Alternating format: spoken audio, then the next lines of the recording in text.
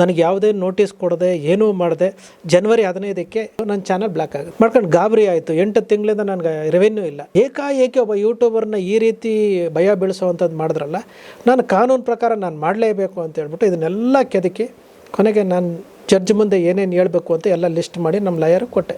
ನಮ್ಮಂಥ ಯೂಟ್ಯೂಬರ್ಸ್ ಕತೆ ಏನಾಗಬೇಕು? ಇವತ್ತು ಸೌಜನ್ಯ ಪ್ರಕರಣ ಉಳಿದಿರೋದು ಯಾರಿಂದ ಉಳಿದಿದೆ? ಯೂಟ್ಯೂಬರ್ಸಿಂದ ಉಳಿದಿದೆ. ಆ ನಾಯಿ ಬಗ್ಗೆ ತೋರಿಸ್ತಾರೆ. ದರ್ಶನ್ ಏನೋ ನಾಯಿಗೆ ಹೊಡೆದ ಅಂತ ಹೇಳ್ಬಿಟ್ಟು ದಿನ ಪೂರ್ತಿ ದರ್ಶನ್ ಬಗ್ಗೆ ತೋರಿಸಿದ್ರು. ಹೌದಾ ಸರ್? ಒಂದು ನಾಯಿಗೆ ತೋರಿಸಿದ್ರು. ಇದೇ ಸೌಜನ್ಯ ಪ್ರಕರಣವನ್ನು ಇಟ್ಕೊಂಡು ಇವರು 13 ವರ್ಷದಿಂದ ಹೋರಾಟ ಮಾಡ್ತಾ ಇದ್ದಾರೆ. ಒಂದು ಮಾಧ್ಯಮವಾದರೂ ಮಾನವೀಯತೆ ದೃಷ್ಟಿಯಿಂದ 13 ವರ್ಷದಿಂದ ಇವತ್ತಿನವರೆಗೂ ರಂಗಣ್ಣನವರು ಒಂದೇ ಒಂದು ವಿಚಾರ, ಸೌಜನ್ಯ ವಿಚಾರ ದನಿ ಎತ್ತಿದ್ದಾರೆ ಸರ್. ಮಹಿಳಾ ಆಯೋಗದ ಅಧ್ಯಕ್ಷರು ನೀವು ಎಡಪಕ್ಷ ಅಂತಂತಂದರೆ ಹಾಗಾದ್ರೆ ಇವರು ಬಲಪಕ್ಷದವರ? ಪಬ್ಲಿಕ್ ಟಿವಿಯ ರಂಗಣ್ಣವರು ಬಲಪಕ್ಷದವರ? ನೀವು ಶೋಭಾ ಮಳವಳ್ಳಿ ಅವರಿಗೆ ಸ್ಮಿತಾ ರಂಗನಾಥ್ ಹೆಣ್ಣುಮಕ್ಕಳು, ಇವರಿಬ್ಬರು ಹೆಣ್ಣುಮಕ್ಕಳು ಪರವಾಗಿ ನಿಂತ್ಕೊಳ್ಬೇಕಾಗಿತ್ತಲ್ಲ, ಯಾಕೆ ನಿಂತ್ಕೊಳ್ಳಲಿಲ್ಲ? ಗ್ಯಾರಂಟಿ ರಾಧಕ್ಕನಿಗೂ ನಾನು ಅದನ್ನೇ ಮಾತಾಡಿರುವಂಥದ್ದು, ನೀನು ನಿಂತ್ಕೊಳ್ಬೇಕಮ್ಮ ಅವ್ರ ಪರವಾಗಿ ಅಂತ. ಅದೇ ಸುಜಾತ ಭಟ್ ಅವರು ರೋಡಲ್ಲಿ ನಿಂತ್ಕೊಂಡು ನಾಚಿಕೆ ಆಗಬೇಕು, ಲೋಫರ್ಗಳ ಬಟ್ಟೆ ಬೀಸ್ತೀನಿ ವಿಡಿಯೋ ಮಾಡ್ಕೊಳ್ತೀರಾ ಅಂತ ಅದನ್ನು ಸ್ಟುಡಿಯೋದಲ್ಲಿ ಕೂರಿಸ್ಕೊಂಡು ಮೇಕಪ್ ಮಾಡಿ ಕೂರಿಸ್ಕೊಳ್ತಾರೆ ಅಂತಂದರೆ ಇವ್ರಿಗೆ ನಾಚಿಕೆ ಮಾನ ಮರ್ಯಾದೆ ಏನಾದರೂ ಇದೆಯಾ? ಅಂದರೆ ಪತ್ರಕರ್ತರು ಈ ಹಂತಕ್ಕೆ ನೀವು ಇಳಿದಿದ್ದೀರಿ. ಕೊನೆಯ ಪಕ್ಷ ಆತ್ಮಸಾಕ್ಷಿ ಅನ್ನೋದಾದ್ರೂ ಇರಬೇಕಲ್ಲ ನಿಮಗೆ. ಇವತ್ತು ಸ್ಯಾಟಲೈಟ್ ಚಾನೆಲ್ಗಳು ಮಾರ್ಕೊಂಡಿದ್ದಾವೆ, ಸತ್ತೋಗ್ತಾ ಇದ್ದಾವೆ. ವಸಂತ ಗಿಳಿಯಾರು ಸತ್ಯ ಶೋಧನೆ ಮಾಡ್ತೀನಿ ಅಂತ ಹೋದ್ರು, ಏನಾಯಿತು ಮಗಳೇ ಅಂತ ಹೋದ್ರು. ಇವತ್ತಿನವರೆಗೂ ವಸಂತ ಗಿಳಿಯವರು ಸತ್ಯ ಶೋಧನೆ ವರದಿ ಕೊಟ್ಟಿದ್ದಾರೆ. ಚಕ್ರವರ್ತಿ ಸುಲಿ ಮೇಲೆ ಹುಡುಕಾಟ ಅಂತೇಳಿ ಸಮೀರ್ ವಿಡಿಯೋ ಬಂದ ತಕ್ಷಣ ಹುಡುಕಾಟ ಮಾಡಿದ್ರಲ್ಲ, ಯಾಕೆ ಒಂದೇ ವಿಡಿಯೋ ಕ್ಲಾಸ್ ಮಾಡಿದ್ರು? ಕಿರಿಕೀರ್ತಿ ಬಂದು ಸ್ಟುಡಿಯೋದಲ್ಲಿ ಕೂತ್ಕೊಂಡು ಯೂಟ್ಯೂಬ್ ಸ್ಟುಡಿಯೋದಲ್ಲಿ ಕೂತ್ಕೊಂಡು ಮಾತಾಡಿದ್ರಲ್ಲ, ಯಾಕೆ ಒಂದಕ್ಕೆ ಸ್ಟಾಪ್ ಮಾಡಿದ್ರು? 2 ವರ್ಷ ಆಯ್ತಲ್ಲ ಸಿದ್ದರಾಮಯ್ಯನವರೇ, ಓದಲಿಕ್ಕೆ 2 ವರ್ಷ ಬೇಕಾ ನಿಮಗೆ? ನಾವು ನಿಮ್ಮನ್ನು ಆಸ್ತಿ ಕೇಳ್ತಾ ಇಲ್ಲ ಸ್ವಾಮಿ, ನಾವು ಕೇಳ್ತಿರೋದು ಆ ಹೆಣ್ಣು ಮಗಳಿಗೆ ನ್ಯಾಯ ಕೊಡಿ. ನಾನು ಗಿರೀಶ್ ಮಟ್ಟಣ್ಣವ್ರು ಹೇಳಿದ್ರು ಅಂತ ನಂಬಲ್ಲ ಸರ್, ನಾನು ಮಹೇಶ್ ಶೆಟ್ಟಿ ತಿಮ್ರೋಡಿ ಹೇಳಿದ್ರು ಅಂತ ನಂಬಲ್ಲ, ಜಯಂತ್ ಹೇಳಿದ್ರು ಅಂತ ನಂಬಲ್ಲ. ನಾನು ಡೀಪಾಗಿ ಹೋಗ್ತೀನಿ. ಗಿರೀಶ್ ಮಟ್ಟಣ್ಣವ್ರಿಗೆ ಹೇಳ್ತೀನಿ, ಮಹೇಶ್ ಶೆಟ್ಟಿ ತಿಮ್ರೋಡಿಗೆ ಹೇಳ್ತೀನಿ, ಜಯಂತ್ ಅವ್ರಿಗೆ ಹೇಳ್ತೀನಿ, ಆ ಥರ ಪಡಬೇಡಿ, ವಿಭಿನ್ನ ಹೇಳಿಕೆಗಳನ್ನು ಕೊಡಕ್ಕೆ ಹೋಗಬೇಡಿ. ಸ್ನೇಹಿತರು ನಮಸ್ಕಾರ, ನಾನು ನಿಮ್ಮ ರಾಕೇಶ್ ಆರುಂಡಿ. ಧರ್ಮಸ್ಥಳ ಕೇಸ್ ಏನೆಲ್ಲ ಆಗ್ತಾ ಇದೆ ಅನ್ನೋದನ್ನು ನೀವು ಕೂಡ ಗಮನಿಸ್ತಾ ಇದ್ದೀರಿ. ನೋಡಿ, ಧರ್ಮಸ್ಥಳ ಕೇಸ್ಗೆ ಸಂಬಂಧಪಟ್ಟಾಗ ಯಾರೆಲ್ಲ ದನಿ ಎತ್ತಲಿಕ್ಕೆ ಶುರು ಮಾಡಿದ್ರು, ಅದು ದೊಡ್ಡ ಮಟ್ಟದ ಚಾನಲ್ಗೂ ಕೂಡ ಆ ಥರದ ಒಂದು ತಡೆ ಇದ್ದೇ ಇದೆ, ಒಂದು ಇಂಜೆಕ್ಷನ್ ಆರ್ಡ್ರು ಎಲ್ಲವೂ ಕೂಡ ಇದೆ. ಸಾಮಾನ್ಯವಾಗಿ ಯೂಟ್ಯೂಬರ್ಸ್ಗಳು ಒಂದು ಬದುಕನ್ನು ಕಟ್ಟಿಕೊಂಡು ಜೊತೆಗೆ ಧರ್ಮಸ್ಥಳ ಎಲ್ಲೋ ಒಂದು ರೀತಿಯಾದಂಥ ನ್ಯಾಯವನ್ನು ಬಯಸಿ ಸುದ್ದಿ ಮಾಡಲಿಕ್ಕೆ ಹೋದಾಗ ಅವ್ರನ್ನ ಕಟ್ಟಿ ಹಾಕುವಂಥ ಪ್ರಯತ್ನ ಏನೆಲ್ಲ ನಡೀತು ಅಂತ ಪ್ರತಿಯೊಬ್ಬರಿಗೂ ಕೂಡ ನೋಟಿಸನ್ನು ಕಳಿಸುವ ಪ್ರಯತ್ನ ಮಾಡಲಾಯಿತು. ಆದರೆ ಒಬ್ಬ ಯೂಟ್ಯೂಬರ್ ನಿಮಗೆಲ್ಲ ಗೊತ್ತಿರೋ ಹಾಗೆ ಅಕ್ಷರ ಮೀಡಿಯಾ ರಾಜು ಅವರ ವಿಡಿಯೋಗಳನ್ನು ನೋಡೇ ಇರ್ತಾರೆ. ಒಂದು 8 ತಿಂಗಳ ಕಾಲ ಅವರ ಚಾನಲ್ ವಾಹಿನಿ ಬಂದ್ ಆಗಿಬಿಟ್ಟಿತ್ತು. ಎಲ್ಲೋ ಒಂದು ರೀತಿಯಾಗಿ ಆರ್ಥಿಕ ಮೂಲ ಅದೇ ಅಂತ ಹೇಳಿದಾಗ ಅವರ ಬದುಕು ಅಲ್ಲಿಗೆ ಸ್ಟಾಪ್ ಆಗಿಬಿಡುತ್ತೆ. ಅವರು ಹೋರಾಟಕ್ಕೆ ಬಿದ್ದು ಇದೇ ಕೋರ್ಟ್ ಮುಂದೆ ಹೋಗಿ ತಮ್ಮ ಅಳಲನ್ನು ಹೇಳ್ಕೊಂಡ ಮೇಲೆ ಈಗ ಮತ್ತೆ ಅದೇ ಚಾನಲ್ ಮತ್ತೆ ವಾಪಸ್ ಆಗಿದೆ, ಮತ್ತೆ ಬದುಕನ್ನು ಕಟ್ಕೊಳ್ತಾ ಇದ್ದಾರೆ. ಆದರೆ ಅವರು ಇಲ್ಲಿಗೆ ಬಿಟ್ಟಿಲ್ಲ. ಅವರು ಒಂದು 20 ಲಕ್ಷ ಇದಕ್ಕೆ ಪರಿಹಾರವಾಗಿ ಕೊಡಬೇಕು, ನನ್ನ ಲೈಫ್ ಅಲ್ಲಿಗೆ ಸ್ಟಾಪ್ ಆಗಿಬಿಟ್ಟಿತ್ತು ಅನ್ನೋ ರೀತಿಯಾಗಿ ಮತ್ತೆ ಹೋರಾಟಕ್ಕೆ ನಿಂತಿರೋದು ನೋಡಿ. ಸಾಮಾನ್ಯವಾಗಿ ಅನೇಕ ಯೂಟ್ಯೂಬರ್ಗಳು ಕಾನೂನಾತ್ಮಕವಾದಂಥ ಜ್ಞಾನವನ್ನು ಪಡಿಬೇಕಾಗುತ್ತೆ ಅನ್ನೋ ನಿಟ್ಟಿನಲ್ಲಿ ನಾನು ಅವ್ರನ್ನ ಇವತ್ತು ಮಾತನಾಡ್ತಾ ಇದ್ದೀನಿ. ಸರ್, ಏನಾಯಿತು ಈ ಕೇಸ್ನಲ್ಲಿ? ನಿಮ್ಮನ್ನು ತಡಿಲಿಕ್ಕೆ ಪ್ರಯತ್ನ ಪಟ್ಟವರಿಗೆ ಹಿನ್ನಡೆ ಆಗಿದ್ದು, ಇದ್ರ ಬಗ್ಗೆ ಏನಾದರೂ ಡೀಟೇಲ್ಸ್ ಕೊಡೋದು? ಇವತ್ತು ಸಂವಿಧಾನದ ದಿನ. ಇವತ್ತು ಹೈಕೋರ್ಟಿಂದ ಒಂದು ಕಾಪಿ ತೊಗೊಂಡಿದ್ದೀನಿ. ಈ ಕಾಪಿ ಏನು ಹೇಳುತ್ತೆ ಅಂದರೆ, ಸಂವಿಧಾನ ನಮಗೆಲ್ಲರಿಗೂ ಹಕ್ಕು ಕೊಟ್ಟಿದೆ, ನ್ಯಾಯವನ್ನು ಪಡ್ಕೊಳ್ಳೋಕ್ಕೆ ಹಕ್ಕು ಕೊಟ್ಟಿದೆ. ನನ್ನ ಅಕ್ಷರ ಮೀಡಿಯಾವನ್ನು ನಾನು 1490 ವಿಡಿಯೋಗಳನ್ನು ಅಪ್ಲೋಡ್ ಮಾಡಿದ್ದೆ. ಯಾವತ್ತು? ಜನವರಿ 15ರವರೆಗೆ. ಒಂದೂ ಸಹ ನಾನು ಏಕವಚನ ಬಳಸಿಲ್ಲ, ಎಲ್ಲೂ ಸಹ ಕೆಟ್ಟ ಪದಗಳನ್ನು ಬಳಸಿಲ್ಲ. ಆದರೂ ಸಹ ನನಗೆ ಯಾವುದೇ ನೋಟಿಸ್ ಕೊಡದೆ ಏನೂ ಮಾಡದೆ ಜನವರಿ 15ಕ್ಕೆ ಒಂದು ಲೀಗಲ್ ನೋಟಿಸ್ ಬರುತ್ತೆ ಯೂಟ್ಯೂಬಿಂದ ಬಂದು ನನ್ನ ಚಾನಲ್ ಬ್ಲಾಕ್ ಆಗುತ್ತೆ. ನನಗೇನು ಗೊತ್ತೇ ಇಲ್ಲ, ನನಗೆ ನೋಟಿಸ್ ಕೊಟ್ಟಿಲ್ಲ, ಏನೂ ಗೊತ್ತಿಲ್ಲ. ನನಗೆ ಶಾಕ್ ಆಗುತ್ತೆ, ಗೊತ್ತಿಲ್ಲ ನನಗೆ. ಕೊನೆಗೆ ನಾವೇನು ಮಾಡ್ತೀವಿ, ಒಂದಷ್ಟು ಜನ ಸ್ನೇಹಿತರ ಹತ್ರ ನಾವು ನೋಡ್ತೀವಿ. ಅದಾದ ಮೇಲೆ ಅವರು ನೋಟಿಸ್ ತೊಗೊಳ್ತೀವಿ. ನೋಟಿಸಲ್ಲಿ ಏನಿತ್ತು? ಸಿಟಿ ಸಿವಿಲ್ ಕೋರ್ಟ್ನಲ್ಲಿ ನಾನು ಪಾರ್ಟಿನೇ ಅಲ್ಲ. ನಾನು ಗಾಬರಿ ಪಟ್ಟೆ. ಅದಾದಮೇಲೆ ಯೋಚನೆ ಮಾಡಿದೆ, ಎಲ್ಲ ಕಾಪೀಸು ತೆಗೆದೆ. 950 ಕಾಪೀಸ್ ಕಳಿಸಿದ್ರು ಅವರು. 950 ಕಾಪಿನೂ ಓದಿದೆ ನಾನು. ಓದಿದಾಗ ಎಲ್ಲೂ ಸಹ ಸಿಟಿ ಸಿವಿಲ್ ಕೋರ್ಟಲ್ಲಿ 4 ಸೂಟ್ನಲ್ಲಿ ಅಕ್ಷರ ಮೀಡಿಯಾ ಇಲ್ಲ, ರಾಜು ಮೌರ್ಯ ಇಲ್ಲ. ಮತ್ತು ಯಾಕೆ ಹೈಕೋರ್ಟ್ಗೆ ರಿಟ್ ಪಿಟಿಷನ್ ಸೇರಿಸಿದ್ರು? ನನಗೆ 3515 ಯಾಕೆ ಸೇರಿಸಿದ್ರು? ಇದನ್ನು ಪ್ರಶ್ನೆ ಮಾಡಿಕೊಂಡೆ. 10 ಸರಿ ಕ್ರಾಸ್ ಚೆಕ್ ಮಾಡಿದೆ. ಆದಮೇಲೆ ನಮ್ಮ TH ಅವಿನ್ ಅಂತ ಹೇಳಿದ್ದಾರೆ, ರಿಟೈರ್ಡ್ ಜಡ್ಜ್ ಇದ್ದಾರೆ, ಅವರಿಗೆ ಒಂದು ಸರಿ ಫೋನಲ್ಲಿ ನಾನು ಕೇಳಿದೆ.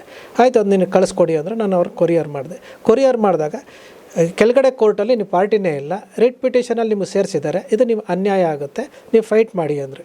ನೀವೇ ಇನ್ ಪರ್ಸನ್ ಮಾಡಿ ಅಂದರು. ಇಲ್ಲ ಸರ್, ಕಾನೂನು ಬಗ್ಗೆ ನಮಗೆ ಗೊತ್ತಿಲ್ಲ, ನೀವು ಒಂದು ಸ್ವಲ್ಪ ನಮ್ಗೆ ಗೈಡೆನ್ಸ್ ಕೊಡಿ ಅಂತ. ಆಯ್ತು, ನಾನು ಗೈಡೆನ್ಸ್ ಕೊಡ್ತೀನಿ, ನೀವು ಆ್ಯಕ್ಚುಲಿ ಏನಂತಂದರೆ ಅವ್ರಿಗೆ ಯೂಟ್ಯೂಬ್ ಅಂದರೆ ಗೊತ್ತಿಲ್ಲ, 75 ಇಯರ್ಸ್ ಅವ್ರಿಗೆ. ನನ್ನ ಹೋರಾಟವನ್ನು ನೋಡಿ ₹1 ತೊಗೊಳ್ದೆ ಅವರೇ ನಾನು ನಿಮ್ಗೆ ಹಣ ಕೊಡಬೇಕು ಅಂತೇಳಿ ನನಗೆ ಹಣ ಕೊಡ್ಲಿಕ್ಕೆ ಬಂದರು. ಅವರು ಯೂಟ್ಯೂಬ್ ನಿಂತೋಗಿದೆ ನೀವು ಇಟ್ಕೊಳ್ಳಿ ಅಂತ ಕೊಡ್ಲಿಕ್ಕೆ ಬಂದರು. ಅಂತಹ ಒಬ್ಬ ಪುಣ್ಯಾತ್ಮ ಬಂದು ಎಲ್ಲವನ್ನ ತಿಳ್ಕೊಂಡು ನಾಗಪ್ರಸನ್ನ ಅವ್ರ ಮುಂದೆ ಬಂತು. ಅದಾದ ನಂತರ ನಾಗಪ್ರಸನ್ನ ಬೆಂಚ್ ಚೇಂಜ್ ಆಯಿತು. ಅದಾದ ನಂತರ ಡೇಟ್ ಕೊಡಲಿಲ್ಲ. ನಮ್ಮ ಇವರು ಅಜಯ್ ಇದ್ರಲ್ಲ, ಕುಡ್ಲಾರ್ ರಾಂಪೇಜ್ ಅಜಯ್ಯ, ಅಕ್ಷಿತಾ ಶೆಟ್ಟಿ ಅವರು ಅದೇ ಇದು ಮಾಡಿದರು. ಮಾಡ್ಕೊಂಡು ಗಾಬರಿ ಆಯಿತು. 8 ತಿಂಗಳಿಂದ ನನಗೆ ರೆವೆನ್ಯೂ ಇಲ್ಲ. 75,000 ಸಬ್ಸ್ಕ್ರಿಪ್ಷನ್ ಇತ್ತು, 1.5 ಕೋಟಿ ವ್ಯೂಸ್ ಇತ್ತು. ಇಷ್ಟೆಲ್ಲ ಇತ್ತು. ತಿಂಗಳಿಗೆ ನನಗೆ 15,000 20 ಸಾವಿರ ವರಮಾನ ಬರ್ತಿತ್ತು. ನಾನೊಬ್ಬ ಡಯಾಬಿಟಿಕ್ ಪೇಷಂಟು, ಸ್ಪೈನಲ್ ಸರ್ಜರಿ ಆಗಿದೆ, ನನಗೆ ಆರೋಗ್ಯನೂ ಸರಿ ಇರಲಿಲ್ಲ. ಎಲ್ಲವೂ ಏನೋ ಒಂದು ಆಗುತ್ತೆ ಅಂತಂದಾಗ ಏಕಾಏಕಿ ಒಬ್ಬ ಯೂಟ್ಯೂಬರ್ನ ಈ ರೀತಿ ಭಯ ಬೀಳಿಸೋವಂಥದ್ದು ಮಾಡಿದ್ರಲ್ಲ, ನಾನು ಕಾನೂನು ಪ್ರಕಾರ ನಾನು ಮಾಡಲೇಬೇಕು ಅಂತ ಹೇಳ್ಬಿಟ್ಟು ಇದನ್ನೆಲ್ಲ ಕೆದಕಿ ಕೊನೆಗೆ ನಾನು ಜಡ್ಜ್ ಮುಂದೆ ಏನೇನು ಹೇಳಬೇಕು ಅಂತ ಎಲ್ಲ ಲಿಸ್ಟ್ ಮಾಡಿ ನಮ್ಮ ಲಾಯರ್ಗೆ ಕೊಟ್ಟೆ. ಅವ್ರು ಹೇಳಿದ್ರು 4 ಸೂಟ್ನಲ್ಲಿ ಅಕ್ಷರ ಮೀಡಿಯಾನೇ ಇಲ್ಲ, ಇದನ್ನು ಯಾಕೆ ಸೇರಿಸಿದ್ದಾರೆ.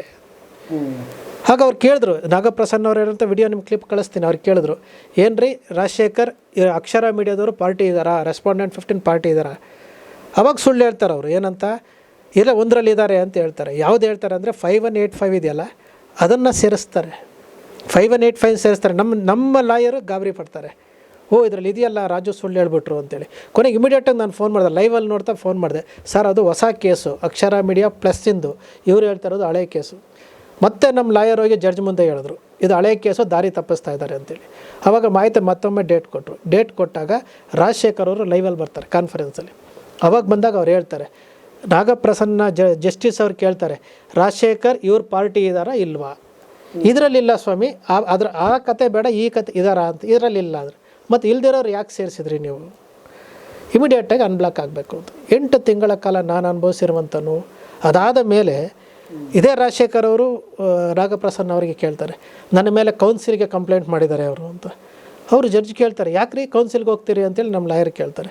ಅದಕ್ಕೆ ಅವ್ರು ಹೇಳ್ತಾರೆ, ರಾತ್ರಿ 10:45 ಲೀಗಲ್ ನೋಟಿಸ್ ಕಳಿಸ್ತಾರೆ, ರಾತ್ರಿ ಎಲ್ಲ ತೊಂದರೆ ಕೊಡ್ತಾರೆ. ಅವಾಗ ಜಸ್ಟಿಸ್ ಕೇಳ್ತಾರೆ, ಏನು ರೀ ರಾಜಶೇಖರ್ 24/7 ವಕೀಲರ ನೀವು, ರಾತ್ರಿ ಎಲ್ಲ ನೋಟಿಸ್ ಕೊಡ್ತೀರಾ ನೀವು ಅಂತಾರೆ. ಅಂದರೆ ನಾನು ಯಾಕೆ ಇದಕ್ಕೆ ಹೋಗಿದ್ದೆ, ಬಾರ್ ಕೌನ್ಸಿಲ್ಗೆ ಹೋಗಿದ್ದೆ ಅಂದರೆ, ನನಗೆ ನಿರಂತರವಾಗಿ ವಾಟ್ಸಪ್ಪಲ್ಲಿ ಮೆಸೇಜ್ ಕಳಿಸ್ತಾರೆ, ಈ ಲಿಂಕ್ ಕಳಿಸ್ತಾರೆ ಡಿಲೀಟ್ ಮಾಡಿ ಅಂತಾರೆ, ಈ ಲಿಂಕ್ ಕಳಿಸ್ತಾರೆ ಡಿಲೀಟ್ ಮಾಡಿ ಅಂತಾರೆ. ಅದರಲ್ಲಿ ಏನೂ ಇರೋದಿಲ್ಲ. ಆಯಿತು ಅಂತೇಳಿ ಡಿಲೀಟ್ ಮಾಡಿದ್ದೀನಿ ನೋಡಿರಿ ಅಂತ ಕಳಿಸ್ತೀನಿ. ಅದಾದರೂ ಸಹ ರಾತ್ರಿ 10:40 ಒಂದು ಲೀಗಲ್ ನೋಟಿಸ್ ಕಳಿಸ್ತಾರೆ, ನೀವು ಅಕ್ಷರ ಮೀಡಿಯಾ ಬ್ಲಾಕ್ ಆಗಿದೆ, ಆದರೂ ಸಹ VPN ಮೂಲಕ ನೀವು ಅಪ್ಲೋಡ್ ಮಾಡ್ತಾಯಿದ್ದೀರಿ, ನೀವು ಇದು ಕೋರ್ಟಿನ ಆದೇಶವನ್ನು ಉಲ್ಲಂಘಿಸ್ತಾ ಇದ್ದೀರಿ ನೀವು ಅಂತೇಳಿ ಎದುರಿಸ್ತಾರೆ. 25,000 ರೂಪಾಯಿ ನನಗೆ ಫೀಸ್ ಕೊಡಬೇಕು ಅಂತೆಲ್ಲ ಎದುರಿಸ್ತಾರೆ. ನಾನು ಇಮಿಡಿಯೇಟಾಗಿ ಅವ್ರಿಗೊಂದು ಉತ್ತರ ಬರೀತೀನಿ. ಬೆಳಿಗ್ಗೆ ಉತ್ತರ ಬರೆದು, ಈ ಥರ ನೀವು ನನಗೆ ಮಾನಸಿಕ ಹಿಂಸೆ ಕೊಡ್ತಾಯಿದ್ದೀರಿ, VPN ಮೂಲಕ ನಾನು ಬಳಸಿದರೆ ದಾಖಲೆ ಕೊಡಿ. ಮಹೇಶ್ ಶೆಟ್ಟಿ ತಿಮ್ರೋಡಿ, ಗಿರೀಶ್ ಮಠಣ್ಣವ್ರ ಜೊತೆ ವೇದಿಕೆ ಹಂಚ್ಕೊಳ್ತಾ ಇದ್ದೀನಿ ಅಂದ್ರಲ್ಲ, ನಾನೇನಾದರೂ ಅವ್ರ ಜೊತೆ ಮಾತಾಡಿದ್ರೆ ದಾಖಲೆ ಕೊಡಿರಿ. ನಾನು ಸಿವಿಲ್ ಕೋರ್ಟಲ್ಲಿ ನನ್ನ ಪಾರ್ಟಿನೇ ಇಲ್ಲ, ನೀವು ಹೈಕೋರ್ಟಲ್ಲಿ ಸೇರಿಸಿದ್ರಿ, ಇದಕ್ಕೆ ದಾಖಲೆ ಕೊಡಿ. ನೀವು 7 ದಿವಸದಲ್ಲಿ ಉತ್ತರ ಕೊಡಲಿಲ್ಲ ಅಂದರೆ ನಾನು ಕಾನೂನು ಪ್ರಕಾರ ಕೈಗೊಳ್ತೀನಿ ಅಂತ ಕೊಟ್ಟರೆ 7 ದಿವಸ ಕೊಡೋದಿಲ್ಲ. ಬಾರ್ ಕೌನ್ಸಿಲ್ಗೆ ಕೊಡ್ತೀನಿ ನಾನು, ನೇರವಾಗಿ ಬಾರ್ ಕೌನ್ಸಿಲ್ಗೆ ಒಂದು ದೂರು ಕೊಡ್ತೀನಿ ನಾನು. ಏನಂತ, ಇವರು ರಾಜಶೇಖರ್ ಅವರು ನಮಗೆ ಮಾನಸಿಕವಾಗಿ ಹಿಂಸೆ ಕೊಡ್ತಾ ಇದ್ದಾರೆ, ಮಾನನಷ್ಟ ಮೊಕದ್ದಮೆ ಆಗ್ತೀನಿ ಅಂತ ಇದ್ದಾರೆ, VPN ಮೂಲಕ ವಿಡಿಯೋ ಅಪ್ಲೋಡ್ ಮಾಡ್ತಾಯಿದ್ದೀರಿ ಅಂದಾಗ ನನಗೆ ಆಪ್ಷನ್ ಏನಿತ್ತು, ಬಾರ್ ಕೌನ್ಸಿಲ್ ಆಪ್ಷನ್ ಇತ್ತು. ಬಾರ್ ಕೌನ್ಸಿಲ್ಗೆ ಒಂದು ಲೆಟ್ರ್ ಬರೆದೆ, ನಾನು ನಾರ್ಮಲಾಗಿ ಲೆಟ್ರ್ ಬರೆದೆ, ಈ ಥರ ನನಗೆ ಮಾನಸಿಕವಾಗಿ ಹಿಂಸೆ ಕೊಡ್ತಾ ಇದ್ದಾರೆ ಅಂತೇಳಿ. 3,000 ರೂಪಾಯಿ DD ಕಟ್ಟಬೇಕು, ಕಟ್ಟಿದೆ, ಎಲ್ಲ ಆಯಿತು. ಕೊನೆಗೆ ಬಾರ್ ಕೌನ್ಸಿಲ್ ಅವರಿಗೆ ಅಪ್ರೋಚ್ ಮಾಡಿದೆ, ಈ ಥರ ಹಿಂಸೆ ಕೊಡ್ತಾ ಇದ್ದಾರೆ ಅಂತ. ಅಷ್ಟೊತ್ತಿಗೆ ನಮ್ಗೆ ಈ ತೀರ್ಪು ಬಂತು. ಈ ತೀರ್ಪು ಬಂದಾಗ ಇವತ್ತು ನಾನು ಬಾರ್ ಕೌನ್ಸಿಲ್ಗೆ ಹೋಗಿದ್ದೆ. ಅವರು ರಾಜಶೇಖರ್ ಅವರು ನನಗೊಂದು ಲೆಟ್ರ್ ಬರೀತಾರೆ, ಬಾರ್ ಕೌನ್ಸಿಲ್ ಅವರಲ್ಲಿ ನೋಟಿಸ್ ಕೊಟ್ಟ ಮೇಲೆ, ನೀವು ನನಗೆ ಮಾನಸಿಕವಾಗಿ ಹಿಂಸೆ ಕೊಡ್ತಾ ಇದ್ದೀರಿ, ನಮ್ಮ ಕ್ಲೈಂಟ್ ಹೇಳಿದ್ದು ನಾನು ಮಾಡಿದ್ದು ಹಾಗೆ ಹೇಗೆ ಅಂತಂದರೆ, ಹಾಗಾದರೆ ನಮಗೆ ಬೆಲೆ ಇಲ್ವಾ, ಒಬ್ಬ ಯೂಟ್ಯೂಬರ್ಗೆ ಬೆಲೆ ಇಲ್ವಾ? ಇವರು ಕ್ಲೈಂಟ್ ಹೇಳಿದ್ರು ಅಂದ ತಕ್ಷಣ ನೀವು ಕ್ರಾಸ್ ಚೆಕ್ ಮಾಡಬೇಕಲ್ವಾ. ಈಗ ಬಾರ್ ಕೌನ್ಸಿಲ್ ಇರೋದೇನಕ್ಕೆ, ಒಂದು ಅನ್ಯಾಯ ಆಗಿದೆ ಅಂತಂದಾಗ ವಕೀಲರು ಸಹ ಅವರು ಸಂವಿಧಾನದಲ್ಲಿ ಅವರು ಸಹ ಒಬ್ಬ ಮನುಷ್ಯರೇ, ಅವರು ತಪ್ಪು ಮಾಡಿರ್ಬೋದು, ನಾನು ತಪ್ಪು ಮಾಡಿರ್ಬೋದು. ಹಾಗಂತೇಳ್ಬಿಟ್ಟು ಒಂದಕ್ಕೊಂದು ಸಂಬಂಧ ಇಲ್ಲ ಅನ್ನೋ ರೀತಿಯಲ್ಲಿ ನೋಟಿಸ್ ಕೊಟ್ಕೊಂಡು ಹೋದರೆ ನಮ್ಮಂಥ ಯೂಟ್ಯೂಬರ್ಸ್ ಕತೆ ಏನಾಗಬೇಕು. ಇವತ್ತು ಸೌಜನ್ಯ ಪ್ರಕರಣ ಉಳಿದಿರೋದು ಯಾರಿಂದ ಉಳಿದಿದೆ? ಯೂಟ್ಯೂಬರ್ಸಿಂದ ಉಳಿದಿದೆ. ಒಬ್ಬ ಸೌಜನ್ಯ ಎಷ್ಟು ಜನರ ಮುಖವಾಡ ಬಯಲು ಮಾಡಿದ್ರು. ಒಬ್ಬ ಸೌಜನ್ಯ ಒಂದು ಕೇಸು 13 ವರ್ಷಗಳಿಂದ, ಬಹುಶಃ ಜಗತ್ತಿನಲ್ಲಿ ಯಾವುದಾದ್ರೂ ಒಂದು ಕೇಸು 13 ವರ್ಷದಿಂದ ಒಂದೇ ಥರ ಹೋಗಿ ನೋಡಿದ್ರೆ ನೀವು, ಒಂದೇ ಥರ ನೋಡಿ. ಇದು ಸೌಜನ್ಯ ಕೇಸಿಂದ ಎಷ್ಟು ಮುಖವಾಡ ಬಯಲಾಯಿತು. ಆನೆ ಮಾವತನ ಕೇಸ್ ಬಂತು. ಇದೇ ಚಿನ್ನಯ್ಯ ಹೇಳ್ತಾನೆ ವಿಡಿಯೋದಲ್ಲಿ, ಚಿನ್ನಯ್ಯ ಮಾತನಾಡಿರುವಂಥ ವಿಡಿಯೋ ಎಡಿಟೆಡ್ ಅಲ್ಲ, ಸ್ಕ್ರಿಪ್ಟೆಡ್ ಅಲ್ಲ. ಅವನೇನು ಹೇಳ್ತಾನೆ, ಯಮುನಾ ಮೇಲೆ ಒಬ್ಬ ಯಾರ ರಾಜೇಂದ್ರ ರೈ ಅನ್ನೋನು ಕಣ್ಣು ಹಾಕಿದ್ದ, ನಾನು ಸಾಕ್ಷಿ ಅಂತ ಹೇಳ್ತಾನೆ. ಇದೇ ಚಿನ್ನಯ್ಯ ಮಹೇಶ್ ಶೆಟ್ಟಿ ತಿಮ್ಮನೋಡಿ ಅವ್ರ ಮನೇಲಿ ಕೂತ್ಕೊಂಡು ಅಲ್ಲಿ ವಿಡಿಯೋ ಶೂಟ್ ಆಗ್ತಾ ಇರೋಂಥ ಗೊತ್ತಿಲ್ಲದ್ರು ಸಹ ಅವ್ರು ಹೇಳ್ತಾರೆ. ಇವೆಲ್ಲ ಸತ್ಯ ಅಲ್ವಾ? ಇದೇ ಚಿನ್ನಯ್ಯ ಸೌಜನ್ಯ ಬಗ್ಗೆ ಹೇಳ್ತಾರಲ್ವ. ಎಷ್ಟು ಜನರ ಮುಖವಾಡ ಬಯಲಾಯಿತು. ಸೌಜನ್ಯದಿಂದ ಆನೆ ಮಾವತನ ಕೇಸ್ ಹೊರಗಡೆ ಬಂತು, ವೇದವಲ್ಲಿ ಕೇಸ್ ಹೊರಗಡೆ ಬಂತು, ಪದ್ಮಲತಾ ಬಂತು, ಮತ್ತೊಬ್ಬರು ಹೇಮಲತಾ ಅಂತ ಬಂತು. ಆಮೇಲೆ 30 ಕಂಪ್ಲೇಂಟ್ ಆಗಿದೆ. ಅದಾದ ನಂತರ ನೋಡಿ, ಇದೇ ಚಿನ್ನಯ್ಯ 2 ವರ್ಷಗಳ ಕಾಲ, ಯಾಕಂದರೆ ನಾನು ಗಿರೀಶ್ ಮಟ್ಟಣ್ಣವ್ರು ಹೇಳಿದ್ರು ಅಂತ ನಂಬಲ್ಲ ಸರ್, ನಾನು ಮಹೇಶ್ ಶೆಟ್ಟಿ ತಿಮ್ಮನೋಡಿ ಹೇಳಿದ್ರು ಅಂತ ನಂಬಲ್ಲ, ಜಯಂತ್ ಹೇಳಿದ್ರು ಅಂತ ನಂಬಲ್ಲ. ನಾನು ಡೀಪಾಗಿ ಹೋಗ್ತೀನಿ. ನೀವು ಬಾಲನ್ನವ್ರನ್ನ ನೀವು ಸಂದರ್ಶನ ಮಾಡಿದ್ದೀರಿ. ಬಾಲನ್ನವ್ರು ಹೇಳುವಂಥ ಪ್ರತಿಯೊಂದು ವಿಚಾರದಲ್ಲಿ ಸತ್ಯ ಇದೆಯಲ್ವಾ? ಬಾಲನ್ನವರು ಅವ್ರು ಓಪನ್ನಾಗಿ ಹೇಳ್ತಾರೆ, ನಾನು ಲೆಫ್ಟಿಸ್ಟು ಅಂತ ಹೇಳ್ತಾರೆ. ಸತ್ಯ ಇದೆಯಲ್ವಾ? ನಾವು ಅದೇ ರೀತಿ ಟೆಸ್ಟ್ ಮಾಡಿದ್ದೀನಿ. ಟೆಸ್ಟ್ ಮಾಡಿದಾಗ ಇದೇ ಚಿನ್ನಯ್ಯ ಏನು ಸ್ಟೇಟ್ಮೆಂಟ್ ಕೊಟ್ಟ 164 ಸ್ಟೇಟ್ಮೆಂಟಲ್ಲಿ? ಯಾಕೆ ಬದಲಾವಣೆ ಮಾಡ್ದ? 16 ಸ್ಥಳಗಳಲ್ಲಿ ಅಲ್ಲಿ ಅಸ್ಥಿಪಂಜರ ಹುಡ್ಕಕ್ಕೆ ಹೋದಾಗ 3 ಕಡೆ ಸಿಕ್ಕಿದೆ ಅಂತೇಳಿ ಇವತ್ತು ಬೇಲ್ ಕೊಟ್ಟಿರೋ ರಿಪೋರ್ಟಲ್ಲಿದೆಯಾ? ಇವತ್ತು ಮಂಗಳೂರು ಕೋರ್ಟ್ನಲ್ಲಿ ಕೊಟ್ಟಿರುವಂಥ ಬೇಲಲ್ಲಿ ಏನಿದೆ? 3 ಕಡೆ ಅಸ್ಥಿಪಂಜರ ಸಿಕ್ಕಿದೆ ಅಂತ. ಹಾಗಾದ್ರೆ 3 ಅಸ್ಥಿಪಂಜರ ಮನುಷ್ಯರು ಅಲ್ವಾ? ಅದು ಜೀವಕ್ಕೆ ಬೆಲೆ ಇಲ್ವಾ? ಬಂಗ್ಲೆಗುಡ್ಡದಲ್ಲಿ ಸಿಗ್ತಲ್ಲ 5 ಅಸ್ಥಿಪಂಜರ, ಅದಕ್ಕೆ ಬೆಲೆ ಇಲ್ವಾ? ಸತ್ಯ ಅಲ್ಲಿದೆ. ಬಟ್ ನಾನು ಯಾಕೆ ಗಿರೀಶ್ ಮಟ್ಟಣ್ಣನವರಿಗೆ ನಿಮ್ಮ ವಾಹಿನಿ ಮೂಲಕ ಅವ್ರಿಗೆ ಏನು ಹೇಳ್ತೀನಿ ಅಂತಂದರೆ, ನಾನು ಗಿರೀಶ್ ಮಟ್ಟಣ್ಣವ್ರಿಗೂ ಮಾತಾಡಿದ್ದೀನಿ, ಮಹೇಶ್ ಶೆಟ್ಟಿ ತಿಮ್ಮನೋಡಿಗೂ ಮಾತಾಡಿದ್ದೀನಿ, ಜಯಂತ್ಗೂ ಮಾತಾಡಿದ್ದೀನಿ, ಅಜಯ್ಗೂ ಮಾತಾಡಿದ್ದೀನಿ. ನೀವು ಆತರ ಪಡಬೇಡಿ. ಭಿನ್ನಾಭಿಪ್ರಾಯಗಳು ಬರ್ತಾ ಇದೆ, ಅದು ಬರ್ಕೂಡ್ದು. ಹೊರಗಡೆ ಶತ್ರುಗಳು ಭಾಳ ಇದ್ದಾರೆ. ಇಲ್ಲಿ ಸತ್ಯವಾಗಿ ನಾವು ನ್ಯಾಯಯುತವಾಗಿ ಹೋಗೋಣಂತೆ 100% ನಮ್ಗೆ ಗೆಲುವು ಸಿಗುತ್ತೆ. ಯಾಕಂದರೆ ಈಗ ಆಲ್ರೆಡಿ ಗೆಲುವಿದೆ. ಚಿನ್ನಯ್ಯನಿಗೆ ಇವಾಗ ಬೇಲ್ ಆಗಿದೆ. ಯಾಕೆ ಮಾಧ್ಯಮಗಳು ಮಾತಾಡ್ತಾ ಇಲ್ಲ? ಹೊರಗಡೆ ಒಂದು ನಾಯಿಗೆ ಯಾವನಾದ್ರೂ ಆಕ್ಸಿಡೆಂಟ್ ಮಾಡಿದ್ರೆ ಆ ನಾಯಿ ಬಗ್ಗೆ ತೋರಿಸ್ತಾರೆ. ದರ್ಶನ್ ಏನೋ ನಾಯಿಗೆ ಹೊಡೆದ ಅಂತ ಹೇಳ್ಬಿಟ್ಟು ದಿನ ಪೂರ್ತಿ ದರ್ಶನ್ ಬಗ್ಗೆ ತೋರಿಸಿದ್ರು. ಹೌದಾ ಸರ್? ಒಂದು ನಾಯಿಗೆ ತೋರಿಸಿದ್ರು. ಇದೇ ಸೌಜನ್ಯ ಪ್ರಕರಣವನ್ನು ಇಟ್ಕೊಂಡು ಇವರು 13 ವರ್ಷದಿಂದ ಹೋರಾಟ ಮಾಡ್ತಾ ಇದ್ದಾರೆ. ಒಂದು ಮಾಧ್ಯಮವಾದರೂ ಮಾನವೀಯತೆ ದೃಷ್ಟಿಯಿಂದ, ನಾನು ಪಬ್ಲಿಕ್ ಟಿವಿಯ ರಂಗಣ್ಣ ಪ್ರಾರಂಭ ಆಗಿದ್ದು 13 ವರ್ಷದ ಹಿಂದೆ, ಸೌಜನ್ಯ ಪ್ರಕರಣ ಪ್ರಾರಂಭ ಆಗಿದ್ದು 13 ವರ್ಷದ ಹಿಂದೆ. 13 ವರ್ಷದಿಂದ ಇವತ್ತಿನವರೆಗೂ ರಂಗಣ್ಣನವರು ಒಂದೇ ಒಂದು ವಿಚಾರ, ಸೌಜನ್ಯ ವಿಚಾರ ದನಿ ಎತ್ತಿದ್ದಾರೆ ಸರ್. ರಂಗಣ್ಣನವರು ಕನ್ನಡಪ್ರಭದಲ್ಲಿ ಕ್ರೈಮ್ ರಿಪೋರ್ಟರ್ ಆಗಿದ್ದರು ಸರ್. ಸುವರ್ಣದಲ್ಲಿ ಬಂದು ರಾಜಕೀಯ ವಿಶ್ಲೇಷಣೆಗೆ ಬಂದವರು, ಸಫಾರಿ ಹಾಕ್ಕೊಳ್ತಾ ಇದ್ದವರು. ಇವತ್ತು ಪಬ್ಲಿಕ್ ಟಿವಿ ಮಾಡಿದ್ರು. ಅವ್ರು ತಪ್ಪೇ ಮಾಡಿಲ್ವಾ? ಪಬ್ಲಿಕ್ ಟಿವಿ ಪ್ರಾರಂಭ ಆದಾಗಿಂದ ಎಷ್ಟು ತಪ್ಪು ಮಾಡಿದ್ದಾರೆ ಅವರು? 2,000 ರೂಪಾಯಿ ಚಿಪ್ ನೋಟಲ್ಲಿ ಚಿಪ್ ಇದೆ ಅಂತಂದರು, ಲಂಗನಾಚ್ ಅಂತಂದರು, ಹಜ್ ಭವಂದ್ ಕೇಳಿದ್ರು, ಪ್ರಳಯ ಆಗುತ್ತೆ ಅಂದರು, ಸಿದ್ದರಾಮಯ್ಯನ ಕಾರು ಉಲ್ಲಂಘನೆ ಮಾಡ್ಕೊಂಡು ಹೋಯ್ತು ಅಂತಂದು. ಎಷ್ಟು ತಪ್ಪು ಬೇಕು ನಿಮಗೆ? ಪ್ರಜ್ವಲ್ ರೇವಣ್ಣನ ವಿಚಾರದಲ್ಲಿ ಕಾರ್ತಿಕ್ ಗೌಡನ ವಿಚಾರ ತಗೊಂಡು ಬಂದರು. ಎಲ್ಲವನ್ನೂ ತಗೊಂಡು ಅವ್ರು ತಪ್ಪು ಮಾಡಿಲ್ವಾ? ಇದೇ ಪಬ್ಲಿಕ್ ಟಿವಿಯ ರಂಗಣ್ಣ ಅಜಿತ್ ಹನುಮಕ್ಕನವ್ರು ಹೇಳ್ತಾರೆ ಸರ್, ಒಂದು ಕಾನೂನು ವಿದ್ಯಾರ್ಥಿಗಳಿಗೆ, ಇದು ಪತ್ರಕರ್ತ ವಿದ್ಯಾರ್ಥಿಗಳಿಗೆ ಒಂದು ವಿಚಾರ ಹೇಳ್ತಾರೆ. ಯಾವುದೋ ಒಂದು ಇದರಲ್ಲಿ ಥ್ರೆಡ್ಬೇರ್ ಇನ್ವೆಸ್ಟಿಗೇಷನ್ ಮಾಡಿದ್ದೀನಿ ಸೌಜನ್ಯ ವಿಚಾರದಲ್ಲಿ, ನನ್ನಷ್ಟು ಡೀಪ್ಗೆ ಹೋಗಿಲ್ಲ, ನಾನು ಕೊಟ್ಟಿರುವಂತಹ ವರದಿ ಅದನ್ನು ಸರ್ಕಾರವು ಅಕ್ಸೆಪ್ಟ್ ಮಾಡಬೇಕು ಅನ್ನೋ ರೀತಿಯಲ್ಲಿ ಹೇಳ್ತಾರೆ. ಇವತ್ತಿನವರೆಗೂ ಆ ಥ್ರೆಡ್ಬೇರ್ ಇನ್ವೆಸ್ಟಿಗೇಷನ್ ರಿಪೋರ್ಟ್ ಯಾಕೆ ಕೊಟ್ಟಿಲ್ಲ? ವಸಂತ ಗಿಳಿಯಾರು ಸತ್ಯ ಶೋಧನೆ ಮಾಡ್ತೀನಿ ಅಂತ ಹೋದರು. ಏನಾಯಿತು ಮಗಳೇ ಅಂತ ಹೋದರು. ಇವತ್ತಿನವರೆಗೂ ವಸಂತ ಗಿಳಿಯವರು ಸತ್ಯ ಶೋಧನೆ ವರದಿ ಕೊಟ್ಟಿದ್ದಾರಾ? ನೀವು ಪ್ರಾಮಾಣಿಕರು ತಾನೇ, ಕೊಡಿ.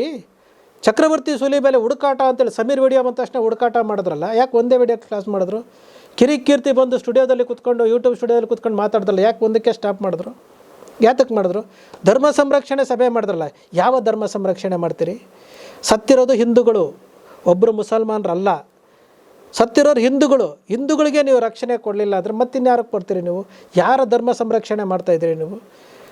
ನಾವು ಯಾರ ವಿರುದ್ಧವೂ ಸಹ ನಾವು ಕೆಟ್ಟದಾಗಿ ಮಾತಾಡೋದಿಲ್ಲ. ಇಲ್ಲಿ ಸಂವಿಧಾನ ಕೊಟ್ಟಿರುವಂತಹ ಹಕ್ಕು, ಸಂವಿಧಾನ ಏನು ಹೇಳುತ್ತೆ? ನೀನು ಸಂವಿಧಾನ ಏನು ಹೇಳುತ್ತೆ ಗೊತ್ತಾ? ನೀವು ಹೆಂಗೆ ಬೇಕಾದರೂ ಜೀವನ ಮಾಡು, ಸ್ವತಂತ್ರವಾಗಿ ಜೀವನ ಮಾಡು, ಮೈ ತುಂಬ ಬಟ್ಟೆ ಹಾಕು. ಯಾಕಂದರೆ ಬಟ್ಟೆ ಹಾಕದೇ ಓಡಾಡ್ಬೋದು, ಬೇರೆಯವ್ರಿಗೆ ಅಸಹ್ಯ ಆಗಬಾರ್ದು ಅಂತ ಸಂವಿಧಾನ ಹೇಳುತ್ತೆ. ಎಲ್ಲ ಸ್ವತಂತ್ರ ಕೊಟ್ಟಾಗ ನೀವು ಶಾಸಕಾಂಗ ಫೇಲು. ಈ ರಾಜ್ಯದ ಉಪಮುಖ್ಯಮಂತ್ರಿ ಹೇಳ್ತಾರೆ ಏನಂತ, ಸೌಜನ್ಯ ಪ್ರಕರಣದಲ್ಲಿ ಬುರುಡೆ ವಿಚಾರದಲ್ಲಿ ಹೇಳ್ತಾರೆ, ನಾನಿದ್ದೀನಿ, 1000 ಜನ ಬಂದರು ನಾನು ಕಾಪಾಡ್ತೀನಿ ಅಂತ ಹೇಳ್ತಾರೆ. ಇದು ಸರ್ಕಾರ ನಡೆಸುವಂಥವರ ಮಾತು. ಇಡೀ ಜಗತ್ತಿನಲ್ಲಿ ಅತಿ ದೊಡ್ಡದಾದಂತಹ BJP ಪಕ್ಷ, ರಾಜಕೀಯ ಪಕ್ಷ, ಆ ಪಕ್ಷದ ಒಬ್ಬ ರಾಜ್ಯಾಧ್ಯಕ್ಷ ಧರ್ಮಯುದ್ಧ ಅಂತೇಳಿ ಧರ್ಮಸ್ಥಳದಲ್ಲಿ ಕಾರ್ಯಕ್ರಮ ಮಾಡ್ತಾರೆ. ಧರ್ಮಯುದ್ಧ ಅಂತ ಯಾವ ಧರ್ಮ? ಯಲಂಕದ ಶಾಸಕ 400 ಕಾರುಗಳ ತೊಗೊಂಡೋದ್ರಲ್ಲ, ಒಂದೇ ದಿನಕ್ಕೆ ಸ್ಟಾಪ್ ಆದ್ರ? JDSನವ್ರು ಹೋದ್ರಲ್ಲ, ಒಂದೇ ದಿವಸಕ್ಕೆ ಸ್ಟಾಪ್ ಆದ್ರ? ಯಾಕೆ ಫಾಲೋ ಅಪ್ ಆಗ್ತಾಯಿಲ್ಲ ನೀವು ಯಾಕೆ ಫಾಲೋ ಅಪ್ ಆಗ್ತಾಯಿಲ್ಲ? ಯಾಕೆ ಮಾಧ್ಯಮಗಳು ಪ್ರಶ್ನೆ ಮಾಡ್ತಾಯಿಲ್ಲ? ನಾವು ಮಾಧ್ಯಮಗಳು ನೀವು ತಪ್ಪು ದಾರಿಗೆ ಹೋಗ್ತಾ ಇದ್ದೀವಿ. ಇದೇ ರಿಪಬ್ಲಿಕ್ ಕನ್ನಡ ಸರ್, ಜಯಪ್ರಕಾಶ್ ಶೆಟ್ಟರಿದ್ದರು, ಜಯಪ್ರಕಾಶ್ ಶೆಟ್ಟರು ಹೋದರು. ಸುವರ್ಣ ವಾಹಿನಿನಲ್ಲಿ ಯಾರಿದ್ರು ಸರ್? ಶೋಭಾ ಮಳವಳ್ಳಿಯವರು. ಹೆಡ್ ಮಿಸ್ಸು ಅಂತೀವಿ ನಾವು. ಶೋಭಾ ಮಳವಳ್ಳಿ ಅವ್ರನ್ನ ಹೆಡ್ ಮಿಸ್ಸು ಅಂತ ಕರಿತೀವಿ, ಹೌದಾ ಸರ್? ಹೆಡ್ ಮಿಸ್ಸು ರಿಪಬ್ಲಿಕ್ ಕನ್ನಡಕ್ಕೆ ಹೋದ್ಮೇಲೆ ರಿಪಬ್ಲಿಕ್ ಕನ್ನಡ ಏನಾಗಿದೆ ಸರ್? ಒಂದು ಮೌತ್ ಪೀಸ್ ಆಗಿದೆ. ಮೌತ್ ಪೀಸ್ ಆಗಿದೆ ಅಲ್ವಾ? ಯಾರು ಒಪ್ತಾರೆ ಆ ಚಾನಲ್ನ? ನೀವು ಯೋಚನೆ ಮಾಡಿ. ಇಲ್ಲಿ ಇದೇ ಅಜಿತ್ ಹನುಮಕ್ಕನವರು ಸುಜಾತಾ ಭಟ್ ಅವ್ರನ್ನ ಕೂರಿಸ್ಕೊಂಡು ಇನ್ವೆಸ್ಟಿಗೇಷನ್ ಮಾಡಿದ್ದೀನಿ ಅಂತೇಳಿ ಇನ್ವೆಸ್ಟಿಗೇಷನ್ ರಿಪೋರ್ಟ್ ಕೊಟ್ರ. ಸುಜಾತಾ ಭಟ್ ಅವರಿಗೆ ಮದುವೆ ಆಗಿ ಮಕ್ಕಳಾಗಿಲ್ಲ, ಇನ್ನೊಂದಾಯಿತು, ಅವರ ಚಾರಿತ್ರ ವಧೆ ಎಲ್ಲ ಮಾಡಿದ್ರ. ಅದೇ ಸುಜಾತಾ ಭಟ್ ಅವರು ರೋಡಲ್ಲಿ ನಿಂತ್ಕೊಂಡು ನಾಚಿಕೆ ಆಗಬೇಕು, ಲೋಫರ್ಗಳ ಬಟ್ಟೆ ಬೀಸ್ತೀನಿ, ವಿಡಿಯೋ ಮಾಡ್ಕೊಳ್ತೀರಾ ಅಂತ ಅದನ್ನು ಸ್ಟುಡಿಯೋದಲ್ಲಿ ಕೂರಿಸ್ಕೊಂಡು ಮೇಕಪ್ ಮಾಡಿ ಕೂರಿಸ್ಕೊಳ್ತಾರೆ ಅಂತಂದರೆ ಇವ್ರಿಗೆ ನಾಚಿಕೆ ಮಾನ ಮರ್ಯಾದೆ ಏನಾದರೂ ಇದೆಯಾ? ನಾನು ನಿಮ್ಮನ್ನು ಕೇಳ್ತಾ ಇರೋದೇನೆಂದರೆ, ನೀವು ಪತ್ರಕರ್ತರು, ನಾನು ಪತ್ರಕರ್ತರು, ಎಲ್ಲ ಪತ್ರಕರ್ತರು, ಸಂವಿಧಾನ ಕೊಟ್ಟಿರುವಂಥ ಸ್ವತಂತ್ರವನ್ನು ಯಾಕ್ರಿ ದುರುಪಯೋಗ ಪಡಿಸ್ಕೊಳ್ತೀರಿ? ನಿಮ್ಮ ಹೊಟ್ಟೆ ತುಂಬಿಸ್ಕೊಳ್ಳೋದಕ್ಕೋಸ್ಕರವಾಗಿ ಸಂವಿಧಾನವನ್ನು ಸಾಯಿಸ್ತಾ ಇದ್ದೀರಲ್ವ ಇವು? ಯಾತಕ್ಕೆ? ನೆನ್ನೆ ಡಿ ಕೆ ಶಿವಕುಮಾರ್ ಹೇಳಿದ್ರಲ್ಲ, ವಾರ್ನಿಂಗ್ ಕೊಟ್ಟರು ಗೊತ್ತಾ? ಡಿ ಕೆ ಶಿವಕುಮಾರ್ ಒಂದು ವಿಚಾರಕ್ಕೆ ವಾರ್ನಿಂಗ್ ಕೊಟ್ಟರು ಗೊತ್ತಾ? ಡಿ ಕೆ ಶಿವಕುಮಾರ್ ಬೈತಾರೆ, ಚಿತ್ರನಟ ಯಶ್ ಬೈತಾರೆ, ಶಿವರಾಜ್ ಕುಮಾರ್ ಬೈತಾರೆ, ಜನಾರ್ದನ್ ರೆಡ್ಡಿ ಬೈತಾನೆ, ಜಾರಕಿಹೊಳಿ ಒಂಥರ ವಿಚಿತ್ರವಾಗಿ ಮಾತನಾಡ್ತಾರೆ, ರಮೇಶ್ ಕುಮಾರು ಶೂ ತಗೊಂಡು ತೋರಿಸ್ತಾರೆ, ಹೌದಾ ಸರ್? ಇದೆಲ್ಲ ಸತ್ಯ ಅಲ್ವಾ? ಇಷ್ಟೆಲ್ಲ ಸಿದ್ದರಾಮಯ್ಯನವರು ಗದರಿಸ್ತಾರೆ, ಏಯ್ ಯಾವನ ನೀನು ಅಂತಾರೆ. ಅಂದರೆ ಪತ್ರಕರ್ತರು ಈ ಹಂತಕ್ಕೆ ನೀವು ಇಳಿದಿದ್ದೀರಿ. ಕೊನೆಯ ಪಕ್ಷ ಆತ್ಮಸಾಕ್ಷಿ ಅನ್ನೋದಾದರೂ ಇರಬೇಕಲ್ಲ ನಿಮಗೆ. ನಾವು ಕೇಳ್ತಾ ಇರೋದು ಏನು ಗೊತ್ತಾ? ಬಿಟ್ಬಿಡಿ, ರಾಜಕೀಯ ಬಿಟ್ಬಿಡಿ. ದಿನ ಬೆಳಗ್ಗೆ ಆದರೆ ರಾಜಕೀಯ ಪಕ್ಷಗಳ ಜೊತೆ ಕೂತ್ಕೊಳ್ತೀರಿ, ಮಾತಾಡ್ತೀರಿ. ನಾವು ಕೇಳ್ತಿರೋದು ಒಬ್ಬ ಹೆಣ್ಣು ಮಗಳನ್ನು ನಾವು 13 ವರ್ಷದಿಂದ ಕೇಸ್ ಸ್ಟಡಿ ಮಾಡಿದ್ದೀವಿ. ಆ ಜಡ್ಜ್ಮೆಂಟ್ ಕಾಪಿ ನಾನು ಓದಿದ್ದೀನಿ, ಕನ್ನಡದಲ್ಲಿ ಟ್ರಾನ್ಸ್ಲೇಷನ್ ಮಾಡ್ಕೊಂಡು ಓದಿದ್ದೀನಿ. ಅವತ್ತು ಆದಾಗ ಅವತ್ತಿನ SP ಹೇಳ್ತಾರೆ, ಅವತ್ತಿನ ಪತ್ರಿಕೆಯಲ್ಲಿ ಬರುತ್ತೆ, ಪ್ರತಾಪ್ ರೆಡ್ಡಿ ಅಂತ ಹೇಳಿದ್ರು, ಅವ್ರದ್ದು IGPR ಇದ್ದರು. ಅವ್ರು ಹೇಳ್ತಾರೆ 3 ರಿಂದ 4 ಜನ ಆ ಥರ ಮಾಡಿರೋದು ಇದೆ ಅಂತ ಹೇಳ್ತಾರೆ. ಪತ್ರಿಕೆನಲ್ಲಿ ಅವತ್ತು ಬಂದಿದೆ, ಮಂಗಳೂರು ಪತ್ರಿಕೆಯಲ್ಲಿ ನೀವು ನೋಡಿರಿ. CC ಕ್ಯಾಮ್ರಾ ಬಗ್ಗೆ ಅವತ್ತು SP ಅವ್ರು ಹೇಳ್ತಾರೆ, CC ಕ್ಯಾಮ್ರಾ ಇತ್ತು ಅಂತ ಹೇಳ್ತಾರೆ. ಆ ಮೋಹನ್ ಬೋಳಂಗಡಿ ಅನ್ನೋರು ಹೇಳ್ತಾರೆ ಅಲ್ಲಿ, ಹೌದಾ? ಅಲ್ಲಿ ಯಾರೋ ತನಿಖಾಧಿಕಾರಿ ಹೇಳ್ತಾರೆ CC ಕ್ಯಾಮ್ರಾ ಇತ್ತು ಅಂತೇಳಿ. ಎಲ್ಲವನ್ನೂ ಹೇಳ್ತಾರಲ್ಲ. ಇದೇ ಅಜಿತ್ ಹನುಮಕ್ಕನವರು 13 ವರ್ಷಗಳ ಹಿಂದೆ ಒಂದು ಚಿಟ್ ಚಾಟ್ ಮಾಡ್ತಾರೆ ಅಲ್ಲಿ. ಅವತ್ತು CC ಕ್ಯಾಮ್ರಾ ಇತ್ತಲ್ಲ. ಸೌಜನ್ಯಗೆ ಮಾಡಿರೋದು ಸತ್ಯನ? ಯೋನಿಗೆ ಮಣ್ಣು ತುಂಬಿರೋ ಸತ್ಯನ? ಕೊಲೆ ಮಾಡಿರೋದು ಸತ್ಯನ? ಮತ್ತು ಕೊಲೆಗಾರರು ಯಾರು? ಸಂತೋಷ್ ರಾವ್ ಕೊಲೆಗಾರ ಆಗಿದ್ದರೆ CBI ಕೋರ್ಟಾಗಿ ಬಿಡುಗಡೆ ಮಾಡುತ್ತೆ ಅವ್ರಿಗೆ. ಸಾಕ್ಷಿ ಇಲ್ಲ ಅಂತಾರಲ್ಲ, ಯಾಕೆ ಸಾಕ್ಷಿಗಳು ನೀವು ಕೊಟ್ಟಿಲ್ಲ? ವಸಂತ್ ಗಿಲಿಯಾರ್ ಏನು ಹೇಳ್ತಾನೆ? ಪ್ರಾಸಿಕ್ಯೂಷನ್ ಫೇಲ್ ಆಯಿತು ಅಂತಾರೆ. ಹೌದಪ್ಪ, ಪ್ರಾಸಿಕ್ಯೂಷನ್ ಫೇಲ್ ಆಗಿದೆಯಲ್ಲ, ನೀನು ಹೋಗಿ ಅಪೀಲ್ ಹೋಗು. ಅಕ್ವಿಟಲ್ ಕಮಿಟಿ ರಚನೆ ಮಾಡಿ ಅಂತೇಳಿ CBI ಕೋರ್ಟ್ ಹೇಳಿದೆ ಸರ್. ಅಕ್ವಿಟಲ್ ಕಮಿಟಿ ರಚನೆ ಮಾಡಿ ಕ್ಲೋಸ್ ಮಾಡ್ತಾರೆ. ಯಾಕಂದರೆ ನಾವು ಗಿರೀಶ್ ಮಟ್ಟಣ್ಣನವರು, MR ಬಾಲಕೃಷ್ಣ ಅವರೆಲ್ಲನೂ ನಾವು ಫಾಲೋ ಅಪ್ ಮಾಡಿಕೊಂಡು ಅದನ್ನು ಕಂಪ್ಲೀಟಾಗಿ ಅಕ್ವಿಟಲ್ ಕಮಿಟಿ ಏನಾಯಿತು ಅಂತ ಬಂದಂಥವ್ರು. ಅಕ್ವಿಟಲ್ ಕಮಿಟಿ ರಚನೆ ಮಾಡಿ ಹರಿಶೇಖರ್ ಅಂತೇಳಿ ರಚನೆ ಮಾಡ್ತಾರೆ. 1 ತಿಂಗಳಿಗೆ ಕ್ಲೋಸ್ ಮಾಡ್ತಾರೆ. ಕೊನೆಯ ಪಕ್ಷ ಅದು ಏನಾಯಿತು ಅಂತಾದರೂ ಹೇಳ್ಬೇಕಾ? ಫೈಲ್ ವೆಬ್ಸೈಟ್ನವರು ವರದಿ ಹಾಕಿದಾರಲ್ವ, ಏನಾಯಿತು ಅಂತ ಫಾಲೋ ಮಾಡಬೇಕಾ? ಸಿದ್ದರಾಮಯ್ಯನವರು ಆ ವರದಿ ಬಂದಾಗ ಸಂತೋಷ್ ರಾವ್ ನಿರಪರಾಧಿ ಆದಾಗ ಉಡುಪಿನಲ್ಲಿ ಪತ್ರಕರ್ತರು ಕೇಳ್ತಾರೆ, ಸರ್ ಸೌಜನ್ಯ ಪ್ರಕರಣ ಏನು ಮಾಡ್ತೀರಂತ. ನಾನು ವಕೀಲ ಇದ್ದೀನಿ, ನಾನು ಓದ್ಬಿಟ್ಟು ಹೇಳ್ತೀನಿ. ಅದು 2 ವರ್ಷ ಆಯ್ತಲ್ಲ ಸಿದ್ದರಾಮಯ್ಯನವರೇ, ಓದಲಿಕ್ಕೆ 2 ವರ್ಷ ಬೇಕಾ ನಿಮಗೆ? ನಾವು ನಿಮ್ಮನ್ನು ಆಸ್ತಿ ಕೇಳ್ತಾ ಇಲ್ಲ ಸ್ವಾಮಿ, ನಾವು ಕೇಳ್ತಿರೋದು ಆ ಹೆಣ್ಣು ಮಗಳಿಗೆ ನ್ಯಾಯ ಕೊಡಿ. 50 ವರ್ಷದ ಯಮುನಾ ಮೇಲೆ ಆಚಾರ ಆಗಿದೆ ಅಂತೇಳಿ ಫೋರೆನ್ಸಿಕ್ ರಿಪೋರ್ಟ್ ಹೇಳ್ತಾ ಇದೆ. ಯಾರು ಮಾಡಿದ್ರು ಕೊಡಿ. ಈಗ ಚಿನ್ನಯ್ಯ 16 ಕಡೆ ಮಾಡಿದಾನೆ, ಸಿಕ್ಕಿಲ್ಲ ಅಂತೇಳಿ ಬಾಯಿ ಬಡ್ಕೊಳ್ತಾ ಇದ್ದೀರಲ್ಲ, 3 ಕಡೆ ಸಿಕ್ಕಿದೆಯಲ್ಲ. ವಿಟ್ನೆಸ್ ಪ್ರೊಟೆಕ್ಷನ್ ಆ್ಯಕ್ಟ್ ಅಂತ ಮಾಡಿದ್ರಲ್ಲ ಸರ್. ವಿಟ್ನೆಸ್ ಪ್ರೊಟೆಕ್ಷನ್ ಆ್ಯಕ್ಟ್ ಅಂದರೆ ಏನು? ಅವನ ವಿಚಾರ ಆಗಲಿ, ಅವ್ರ ಕುಟುಂಬದ ವಿಚಾರ ಹೊರಗಡೆ ಬರಬಾರ್ದು ಅಂತ. ಚಿನ್ನಯ್ಯ ಮುಖವಾಡ ಹಾಕ್ಕೊಂಡು ಅಲ್ಲಿ ಬೆಳ್ತಂಗಡಿ ಇದರಲ್ಲಿ 164 ಸ್ಟೇಟ್ಮೆಂಟ್ ಕೊಟ್ಟಾಗ ಇಡೀ ಮಂಡ್ಯಗೆ ಹೋಗಿ ಅವ್ರ ಕುಟುಂಬವನ್ನು ಪತ್ತೆ ಮಾಡಿ ಆ ಕುಟುಂಬದವ್ರ ಜೊತೆ ಮಾತನಾಡಿ, ಇದೇ ಅಶೋಕ್ ಅವರು, ವಿರೋಧ ಪಕ್ಷದ ನಾಯಕ ಅಶೋಕ್ ಹೇಳ್ತಾರೆ, ಅವನ ಹೆಸರು ಚಿನ್ನಯ್ಯ ಅಂತ ಹೇಳ್ತಾರೆ. ಇದು ವಿಟ್ನೆಸ್ ಪ್ರೊಟೆಕ್ಷನ್ ಆ್ಯಕ್ಟನ್ನು ಉಲ್ಲಂಘನೆ ಅಲ್ವಾ? ಇದು ಕಾನೂನನ್ನು ಸಾಯಿಸ್ತಾ ಇಲ್ವಾ ಇವರು? ನಾವು ಯಾವುದು ಸೃಷ್ಟಿ ಮಾಡ್ತಾ ಇಲ್ಲ, ನಿಮಗೂ ಗೊತ್ತು, ಎಲ್ಲರಿಗೂ ಗೊತ್ತು. ಹಾಗಾದರೆ ಕಾನೂನಿಗೆ ಬೆಲೆ ಇಲ್ವಾ? ವಿಟ್ನೆಸ್ ಪ್ರೊಟೆಕ್ಷನ್ ಆ್ಯಕ್ಟ್ ಏನಾಯಿತು ಮತ್ತೆ? ಹಾಗಾದರೆ ಇಲ್ಲಿ ಕೇಸನ್ನು ಫೇಲ್ ಮಾಡಬೇಕು. ಅದೇ ಗ್ರಾಮ ಪಂಚಾಯತಿ ಮಾಜಿ ಅಧ್ಯಕ್ಷ ಏನು ಹೇಳ್ತಾನೆ, ಇದೇ ಜಾಗದಲ್ಲಿ ಇತ್ತು 100 ಹೆಣ ತೋರಿಸ್ತೀನಿ ಅಂತೇಳಿ. ಅವನಾರು ಆಟೋ ಚಾಲಕ ಹೇಳ್ತಾನೆ, ಅಜಯ್ ಕುಡ್ಲಾರ್ ರಾಂಪೇಜಲ್ಲಿ, ಈ ಗುಡ್ಡದಲ್ಲಿ 100 ಹೆಣ ತೋರಿಸ್ತೀನಿ ಅಂತ ಹೇಳ್ತಾನೆ. ಇದೇ ಮಹಾಬಲೇಶ್ ಶೆಟ್ಟರು ಹೇಳ್ತಾರೆ, ಇಲ್ಲಿ 70 ಹೆಣಗಳನ್ನು ಪೋಸ್ಟ್ ಮಾರ್ಟಮ್ ಮಾಡಿದ್ದೀನಿ ಅಂತಾರೆ. ಏನು ಇವೆಲ್ಲನೂ? ಗಿರೀಶ್ ಮಟ್ಟಣ್ಣನವರು ಮಾತನಾಡ್ತಾ ಇದ್ದಾರೆ, ಎಲ್ಲ ದಾಖಲೆಗಳನ್ನು RTI ಮೂಲಕ ಹೇಳ್ತಾ ಇದ್ದಾರೆ. ಸತ್ಯ ತಾನೇ ಅದು? ಅದನ್ನು ಯಾರು ತನಿಖೆ ಮಾಡಬೇಕು? ಸಂವಿಧಾನದ ದಿನ ಇವತ್ತು. ನಾನು ಯಾತಕ್ಕೆ ವಿಚಾರ ಮಾತಾಡ್ತಾ ಇದ್ದೀನಿ ಅಂದರೆ, ಸಂವಿಧಾನದಲ್ಲಿ ಸತ್ಯ ಗೆಲ್ಲಬೇಕು, ಸತ್ಯ ಗೆಲ್ಲಬೇಕು. ಈ ಕಾರಣಕ್ಕೋಸ್ಕರವಾಗಿ ಈ ವಿಚಾರವನ್ನು ಇವತ್ತು ನಾನು ಹೈಕೋರ್ಟಿಂದ ಕಾಪಿ ತಗೊಂಡು, ಕೊನೆಯ ಪಕ್ಷ ಇದಕ್ಕೆ ನ್ಯಾಯ ಸಿಗಬೇಕು. ಸೌಜನ್ಯ ಹೋರಾಟದಲ್ಲಿ ಯಾರಿಗೆ ಗೆಲುವು ಸಿಕ್ಕಿದೆಯೋ ಇಲ್ಲೋ ಗೊತ್ತಿಲ್ಲ. ಅಕ್ಷರ ಮೀಡಿಯಾ ರಾಜು ಮೌರ್ಯಗೆ ಒಂದು ಗೆಲುವು ಸಿಕ್ಕಿದೆ. ಯಾಕಂದರೆ ಇವತ್ತು ಜಡ್ಜ್ಮೆಂಟ್ ಕಾಪಿ ನಾನು ಇಟ್ಕೊಂಡಿದ್ದೀನಿ. ನಾನು 8 ತಿಂಗಳ ಕಾಲ ನನ್ನ ಚಾನಲನ್ನು ನಾನು ಬ್ಲಾಕ್ ಮಾಡ್ಕೊಂಡಿದ್ದೀನಿ, ಮಾನಸಿಕವಾಗಿ ಹಿಂಸೆ ಮಾಡಿದ್ದೀನಿ. ನಾನು ಇದನ್ನು ಚಾಲೆಂಜ್ ಮಾಡೇ ಮಾಡ್ತೀನಿ ಸರ್. ಯಾಕಂದರೆ ನಮ್ಮಲ್ಲಿ ಬರೋವಂಥ ಯೂಟ್ಯೂಬರ್ಸು, ನನ್ನ ಹತ್ರ 330 ಜನ ಯೂಟ್ಯೂಬರ್ಸು ನಾನು ಅಡ್ರೆಸ್ಸನ್ನೆಲ್ಲ ರೆಡಿ ಮಾಡಿದ್ದೀನಿ. ಯಾಕೆ ರೆಡಿ ಮಾಡಿದ್ದೀನಿ ಅಂತಂದರೆ, ಇವತ್ತು ಸ್ಯಾಟಲೈಟ್ ಚಾನಲ್ಗಳು ಮಾರ್ಕೊಂಡಿದ್ದಾವೆ, ಸತ್ತೋಗ್ತಾ ಇದ್ದಾವೆ.